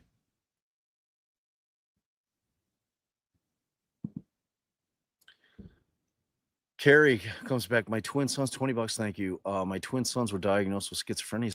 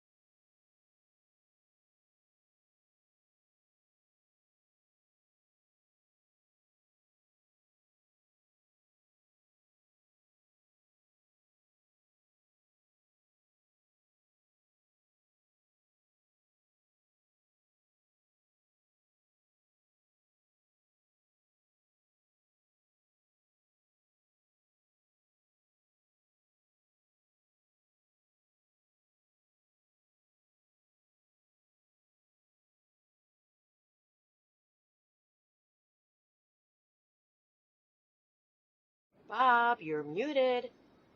Bob, you're muted. So you guys have missed all that? Oh my God. How long? I looked. You saw it. How long's it been? I saw it that time. And then because this went a little. Bob, you're muted. Still? Bob, you're muted. Bob. Am I still muted? Hold on. I'm getting bottom of the chat. Oh my God. Am I still muted? Because on my end, it does not look like I'm muted. Oh my God. Muted. That was only a minute ago. 3 minutes. Okay, you can hear me? What the fuck? That was not my fault. I didn't touch shit. I was saying some deep shit too. Fuck. Who can read lips? Who can read lips? I forget what I said. It was good though. You'll just have to imagine. That was not me. You saw me. You saw my hands. You saw me look here when I saw this weird thing flash. Made sure it was green. I even double checked. And then, I don't know. It's fucking StreamYard, man. I blame Can I them. ask you one more question? Bobby, the boy just ain't right. Thanks for coming back, Trace. I appreciate that. Bev's Dizzy Glasses, thank you very much. Esme or Esmeb? Esme B? Thank you. Sorry, I'm butchering that shit. Stay at home juror, member for 1 month. Please check your Instagram DM. I'm HagFam5 over there. All right. All right. On it. Let's see. I'm going to check it right now. I'm going to check it right now.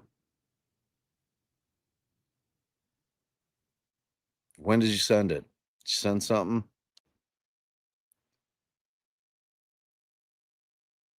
I don't know. Let's see.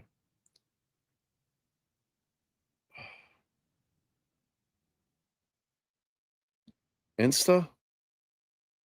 When did you send it? I got a bunch of I'll look at it. I'll look for it. Insta. Okay. HagFam5 over there. All right. Let's see. Hag Fam. Oh, yeah. Okay. Bob and Ellie, I'm a member over on YouTube, and I'd like you guys to watch this video about. Okay. I got it. I shall watch it. Thank you. Thanks for being a member. Hannah, $5. Why did Red tell Tufts Lindsay Clancy feared meds, not doctor shopping, but hammered Mac that she was not resistant to taking them? What distinction is he making? I mean, so he tells Tufts that she feared the meds, not doctor shopping, but hammered Mac that she was not resistant. Well, I think there's two parts of it. I think any mother that's breastfeeding, that's one. Like, I'm resistant to taking meds because I just don't want to fucking take meds. Like, I'm of the mindset that I can handle my shit. You know, I've had a pretty good run. I've never been on anything. Like I said, I was prescribed Valium like one time 7 years ago, and they were like the smallest dosage they could give me, and that bottle lasted me like a year, and it was like 30. So it's like, so there's that side of it. Like, I just am resistant to meds because I don't want to be on pharmaceuticals if I can avoid it. And I think there's another aspect to where she's breastfeeding and she doesn't want to either stop breastfeeding or have to pump and dump. I don't know. We'll find out. I hear what you're saying.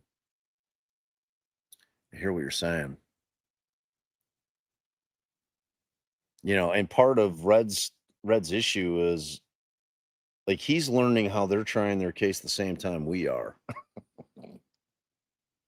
You know, they don't give him a playbook saying, here's our fucked up case. Good luck trying to figure it out. You know, I mean, they're all over the map, but thank you. Hannah, I appreciate it. Or is it Hannah? One end. I don't know. Concrete 3 Jungle, $6. Is that British pounds or is that euros? I don't know. Kirk says LC had PTSD. It's so important. That explains memory issues. Please mention to Red. Hopefully, yeah, I'll bring it up because I wrote it. I tweeted it. Like he did. He 100% said it in his laundry list of shit that. But I want to go back and watch that part. You should too, in case I fall asleep before I do it. I thought he prefaced that part where he gives kind of like all the shit because he included psychosis in there with things that he had seen in her records. Right. And I don't remember anybody getting on the stand saying that they had diagnosed her with PTSD. But yeah, I hear you. I hear you. And thank you. Jaded, it's always good to see you. Canadian $14. I think when she told Pat and Mom she had thoughts of hurting the kids, that was an audible hallucination, but she didn't want to admit hearing voices, so she made it sound like it was an urgent. I mean, I'm with you. That's what I'm saying. I mean, she's underreporting. Like that was a big conversation that I was having last night at the meetup.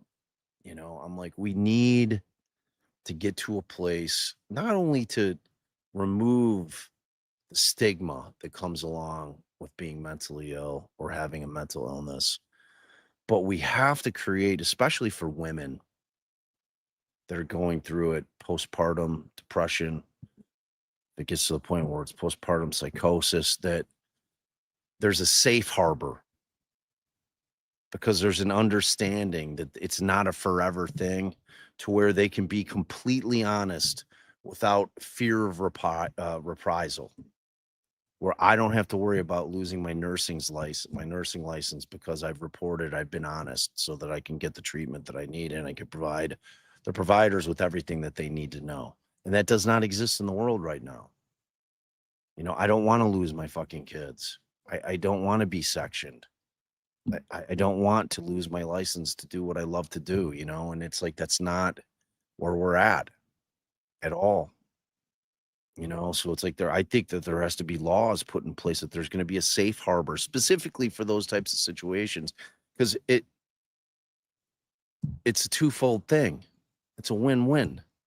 It gets the woman, the mother well, makes sure the babies are safe, and it opens the dialogue, you know, and it takes the stigma away. That's how I feel about it. Thanks, Jaded. Mimi, $10. Did 18 minutes come from PC not being able to explain 17.6 minutes on stand? 5:15 to 3:32, 17 and a half minutes. 3-minute drive to CVS. Yeah, then to 3V, 5:37 to 5:54. Patrick Clancy, he estimates 10 minutes. Drive 2 gaps of time, not accusing PC. Pross definitely, or Pross didn't know defense strat. I mean, the reality is they have no idea when the shit went down. I mean, it could have happened the minute he walked out of the door.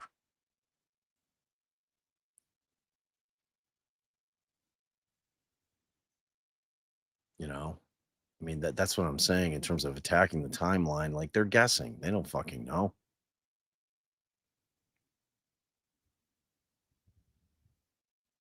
The minute he fucking walked out the door. I mean, you would have to assume that it was pretty close in time to when he walked out the door. You know, and who knows if she's hearing, like, because the one thing that I caught him say, and I'm talking about Heilbrunn, and you guys can fact check me on this because I always appreciate that.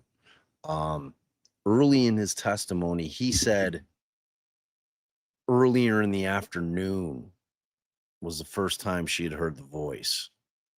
Like I could have sworn he said that. And then later, when he's getting into it, when he's getting into the lack of criminal responsibility portion of his opinion, it changed. I'm going to go back and see if I can find it because I could have sworn I heard him say that she'd heard it. It had started in the afternoon. So I don't know. Yeah, I mean, it's a good point, maybe. I don't know. Shade for Justice. This is what Kevin Renton has to hit hard to the jury. She had more than just one audible hallucination, which then cancels a lot of last doctor's testimony, right? Yeah, I mean, 100%. You know, and like that's what I was saying earlier. Like in their world, in the world of people that have probably never experienced psychosis, who are the ones treating it and opining on it, and they're going based on their years of working with people, what they've seen, what they've heard, what they've noted, studies.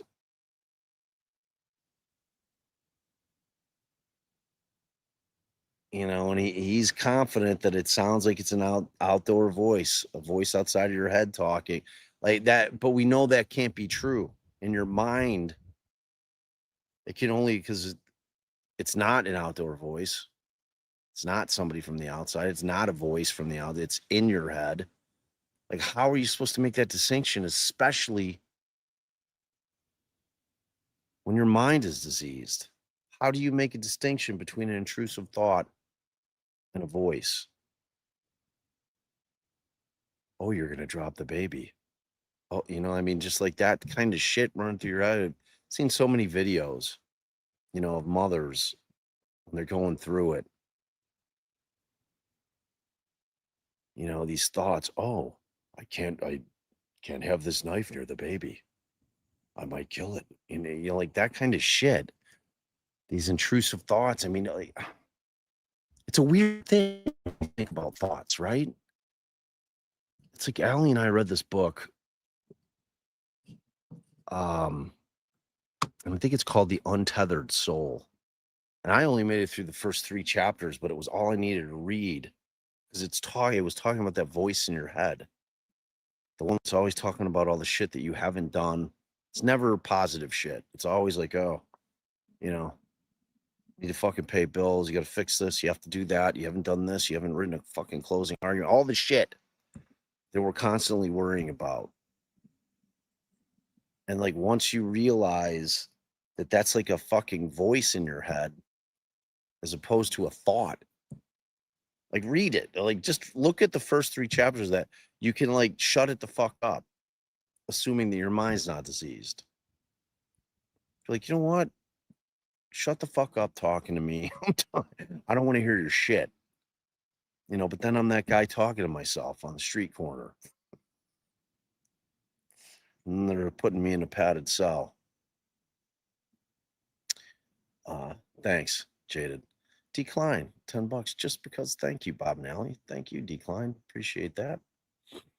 Pandora's lawsuit, $5 Canadian. It came after she redirected him back to the slide he omitted, and she made him go back. Oh, thank you. That reminded me. That was fucking weird. So the first point, I think it was on his last slide, which was doesn't know right from wrong. And he's like, yeah, I'm going to skip that. It was fucking weird. Because remember, McHugh is either or. It's not and. You don't need both. It's either or. She didn't know right from wrong. And like now they're experts. Like, I'm not going to fuck with that. Just skip it.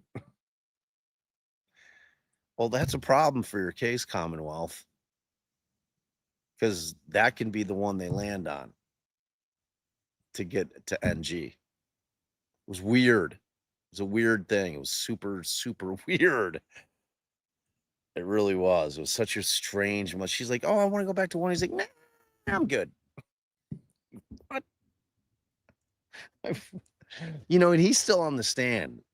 Those fucking women better not be chatting him up. It's like, who really believes that they're not communicating somehow? When a witness is on the stand, they cannot talk to the lawyers about the case at all.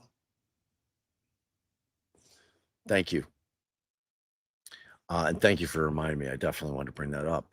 Not sure if you discussed this, but Dr. Joseph told us there's another case in Wyoming with 4 children and mom all unalived allegedly had the same issues as LC. Doctor gave her the ketamine lozenges. There's a lawsuit. Interesting. Somebody else brought up that Wyoming case. I'll check it out. Thanks, Aunt BB. Ms. Harbin, thank you. Psych Lolly, $5. Bob, what was on the slide? Donations for the chat. Are you talking about? So that's what it was. If you guys could not see the first one that he said he was skipping was either for or against. She knew right from wrong. She knew what was illegal and what wasn't illegal. That's what it was. That was the thing he said he wanted to skip. I'm assuming that's what you're talking about. It's crazy. Again, Michael Bryan and I were like, what? You're skipping that? It's the other prong. You're skipping the other prong? Weird. Erie, McD, $20. What about the slide? Oh, all right.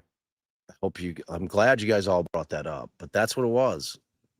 So you guys could not see that from when you're watching on stream? Yeah. Yeah, it was definitely point number 1 was the right from wrong. Prong 1. And he skipped it. I mean, and then she kind of like, all right, you got to talk about it a little bit. But he was not very convincing. And thank you for the 20, Erie. Appreciate it. Jadzia Dax. Oh, there's 24. That's pounds. $10 British pounds. I think there should be a voir dire of Dr. H to ask him who composed the slides and what he meant when he said he wasn't going to go there about skipping a slide. He didn't skip the slide.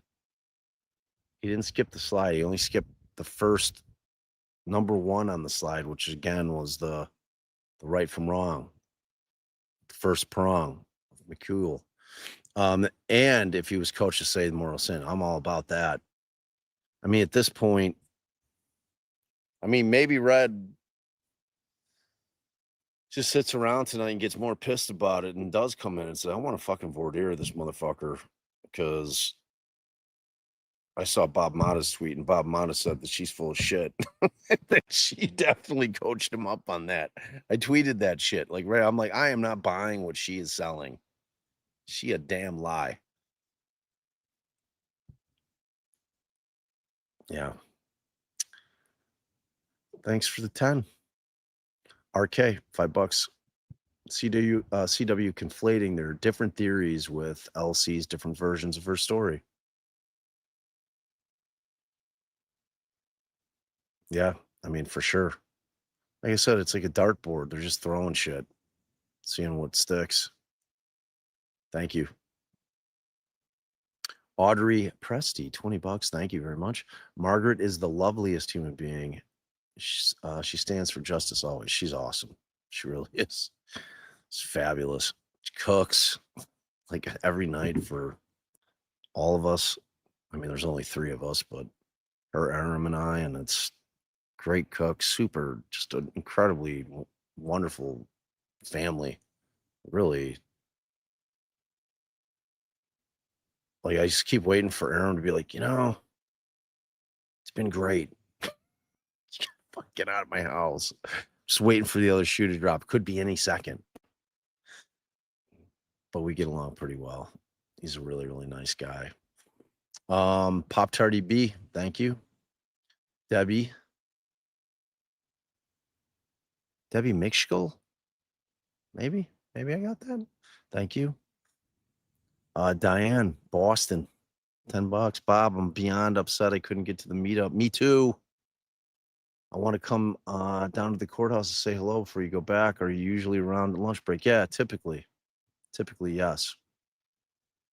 Like even if we go pick up food, we usually eat around the courthouse. So you'll find me. Bring it. I found like a small cachet of stickers that somehow I did not find last night. One has your name on it. And of course, a family hug if you like that kind of thing. Love to see you, Diane. Thank you. Jay and Nicole, thank you for the jewels. Carrie, Karis. So it was Karis. It was Karis Holman. Thank you.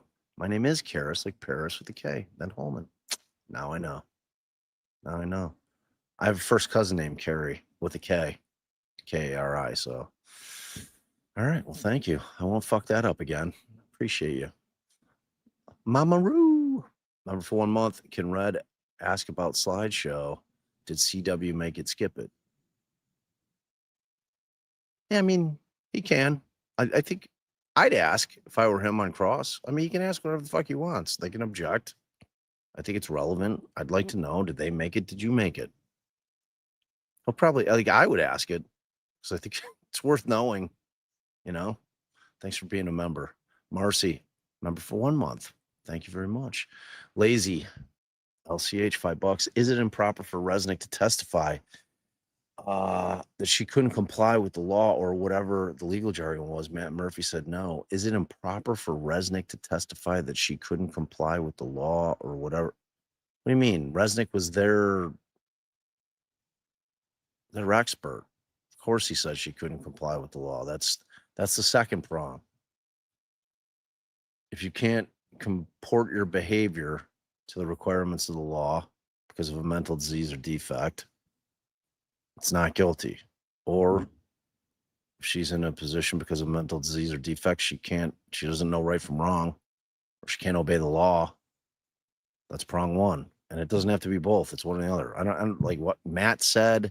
Yeah, it's not improper. I mean, he was giving his opinion. He needed to. If he doesn't give that opinion, it's donezo.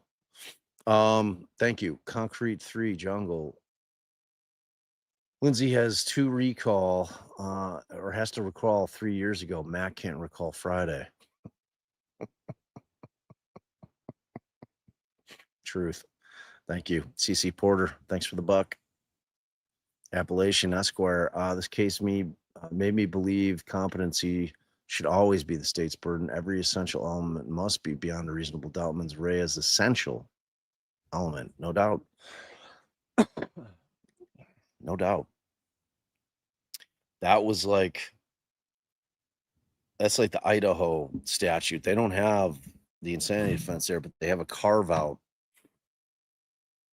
It's a mens rea carve out where you can't, it's like you can't form the intent, the specific intent that you need. Like we've talked about it a bunch of times, but it's basically like if you think that you're killing a werewolf, like in your mind, truly killing a werewolf, then you didn't form the requisite intent to commit murder, which is the killing of another human being. Does that make sense?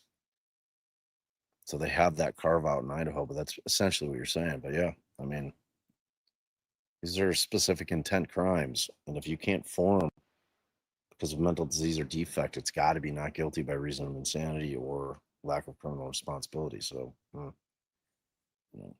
thanks, Appalachian. Ginger, $10. Red is a boomer. Me too.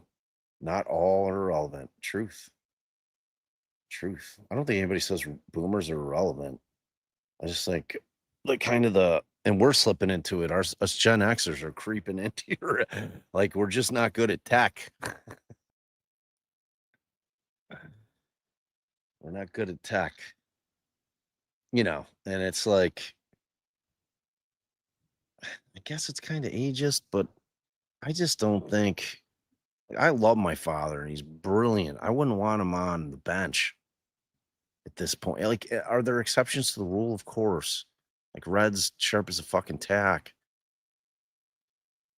You know. Yeah, I don't know. I just worry. I'm a worrier. But thank you. And you are definitely not all irrelevant. 100%. I don't think anybody's irrelevant ever. At 4, Dread. Good to see you, man. It's been a minute. $10. As good as an expert this guy is, he's still proven more theories, or at least made the defense theories seem like the probable idea to what happened. CW wish it was mistrial. Reddington deep frying them. I mean, I agree. I think this case is living in reasonable doubt because of what happened. Like, anytime you have two plausible possibilities, that is reasonable doubt. That's what it is. Oh, well, it could have been that thing. Okay, reasonable doubt. Bye. It's not that complicated sometimes. Lazy LCH, and thanks at 4. It's good to see you. $5. I was talking about all the people I used to like saying, how can women support? Oh, you're talking about in real life. You're talking about real life. You're talking about your comment up there. Yeah, I mean, it's sad. It's kind of what our society's devolved to. You know, if you don't think like me, fuck off. I hate you. You know, like, it's fucked up. I don't do that, but a lot of people do. Thanks. Appreciate you. Lazy. Susie, $6 Canadian, 7 actually. Hope that seeing the large amount of support helps LC with the recovery. It's not gonna hurt. It's not gonna hurt. That's for sure. Thank you, Susie. Ms. Trial. Clever. $2. LC is probably medicated now. Equals no more voices. Exactly. Oksana, good to see you here. Love you. Thank you for the jewels. Evelina Astora, $5. Saw creators using her wheelchair marathon goal. It's a gotcha for some reason. Goals are normal and required part of therapy, protective factors. Yeah. I mean, they're taking things that she's probably saying exactly what you're saying in therapy. Like, well, give us some goals, you know, because they're trying to pull her out of, I want to kill myself. Well, all right. We understand. You matter. We want you to be here. Let's think about like some things that, you know, like that kind of thing, like that kind of therapy. I'm sure you're 100% right. They're just shitty people, those prosecutors. They don't care. Life with Kylie, member for 20 months. Voice said hurt herself and the kids. She did. Voice gone. I mean, that's essentially, that's the argument for both sides. Right? She complied, so the voice is like, all right, my work here is done.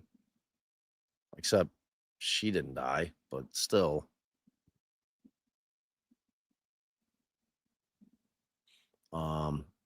Thanks, Kaylee.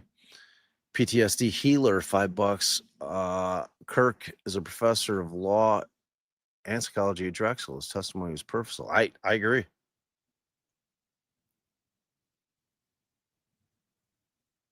I mean, I thought he was an excellent witness for the Commonwealth. Notwithstanding that, it's a reasonable doubt. Holly, $10. A good friend of mine took her and her baby's life after suffering for 6 months of PPD. We knew she was depressed, but never saw it coming. Thank you, Bob. For God, so sorry for your loss. It's awful. I mean, it's out there. It's happening. It's not as infrequent as people think. It's like I read something. Somebody's like, "Oh, I think Coffin Daffer put it." She's like, "Oh, there were 436 cases of." I'm like, "That's a lot." You know, I don't know. Kasha, Bob, you're muted. Thank you. Oh, CC, thanks for the jewels. The family jewels. Motion CPA 20. I can't get over how much he expressed and highlighted this was an extremely significant suicide attempt. I mean, right? The ADAs had his report the whole time and still proceeded to appear as if they were downplaying. It was so fucking weird. I don't understand it either. That's what I was talking. I don't know if you relate to the lie, but that was like one of the first things I was talking about. I was like, I don't get it. I don't get it. They know what he was going to say. They knew it. Yet they still went with that bullshit. It's crazy. Thanks, Motions. Kayla, 10, Hope and Cross, Red addresses Kirk's, thought they could hear thoughts, but not thought broadcasting because thoughts were vivid. Huh? And hasn't heard voices since. Hasn't she been sedated and new drugs? Yeah. I mean, he's trying to compare 3.5 years to 3.5 years ago. It's completely different circumstances. It's, yeah. I mean, like, Red's going to pound on that for sure. Thank you so much for your generosity. I stand with Mel. $5. Thank you, Bob, for working so hard and being so passionate about this case. Thank you. I love you and your pretty wife. Thank you very much.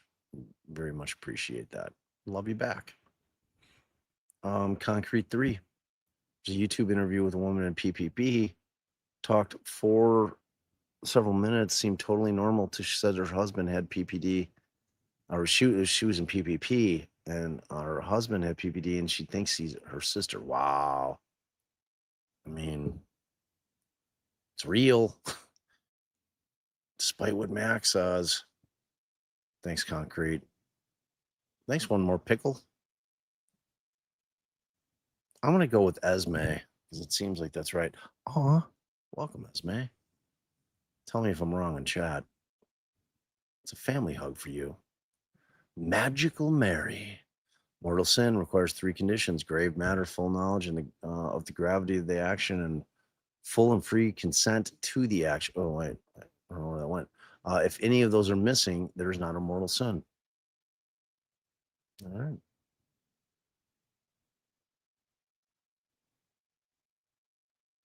Interesting. Thanks, Magical Mary. Chrissy M, $10. Thank you for your outstanding coverage, and your girls at home are amazing. They are. Miss them. Like a lot. Thanks, Chrissy. Appeals are made for walking. Did you see Lauren Conlon's post after trial? Red's comment about liking Helber until he stuck the ship in his back. Emailed you. I did. Lauren's like my seat partner in the courtroom. We sit right next to each other. But I knew that she'd gotten that out of Red. Stitch and Solve, $5. No alerts when you go live. Gah, that's bullshit. Do you have your notifications set? I know YouTube is like seeking justice. Sub at Seeking Justice. Discord never misses with alerts when we go live. It always pops up, even on my phone. Go to Seeking Justice Discord, join up over there. Tracy runs it. It's her baby. It's awesome. Get all the docs you want. Awesome community over there. Do it. Can't wait to rewatch this. What you thought about today? Best part of the day for me was Allie's smile. So grateful. I love that. Love that. Thank you so much for your generosity. Tiff, thank you so much for the jewels. And then Texas boy Mama B. I heard you became a member today. Is that true? I thought I remember Allie saying that. Bob, my son is a psych major at University of Texas, like Dr. H. He watched his testimony and thought he did great until the infamous mortal sin comment. I agree. Are you late to the party? Yeah, I mean, he was a very credible, very good witness. I was like, this is what you want in a trial like this. You know, him and Resnick, I'm telling you, X each other out. That's how good expert. That's how they operate. They X each other out. All right, it's getting late. Let me check the other apps. I'm gonna check. I saw a Cash App come in. Oh, and I have to give some love. Somebody was real generous last night. Shelly kicked us with a super generous $200. Thank you, and Allie, for your passion and the rants. Thank you so much, Shelly. I hope you're here tonight. It's incredibly generous. Really appreciated. And the lovely Dr. Russell's Gasp sent us 20 over on the Cash App. Thanks for working overtime to bring us your daily recap. You are very welcome. Thank you for that. Both the comment and the 20. I appreciate both very much. Check out the Venmos. So a couple of those maybe come in. Okay, let's see what we got in the Venmo machines. We'll say the 24th. All right. Let's see. Jody sent $10 saying, I'm extremely disappointed about no Spinelli. I feel it's a gaping hole in the case. I do too. I'm trying not to like just obsess about it, but yeah, I mean, I feel the same way. I pray that he pounds away. That is the prosecution. It has to prove that she was sane, reasonable doubt. Nailed it. Thank you. Appreciate you, Jody. And then Lindsay came in with $100, and I think this was earlier. Thanks for your family's coverage of this trial, and thank you for highlighting the suicide hotline. Yeah, we think it's important to have that on there. And I don't know what was going on with tubes today, but I was having all kinds of people. I think either the bots are picking up what they're saying, the experts are saying about unaliving, and they're flagging us, or some hater channels like, yeah, they're talking about suicide over there.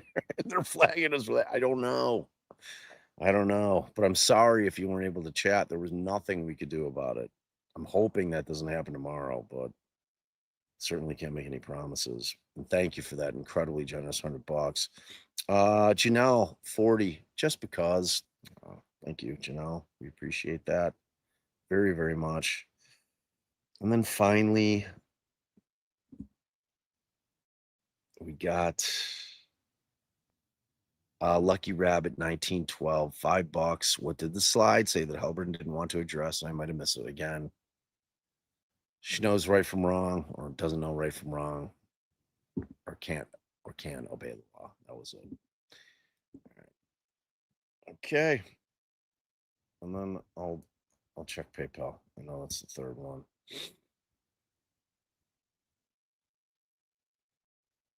Okay, nada. All right. That'll do it. All right.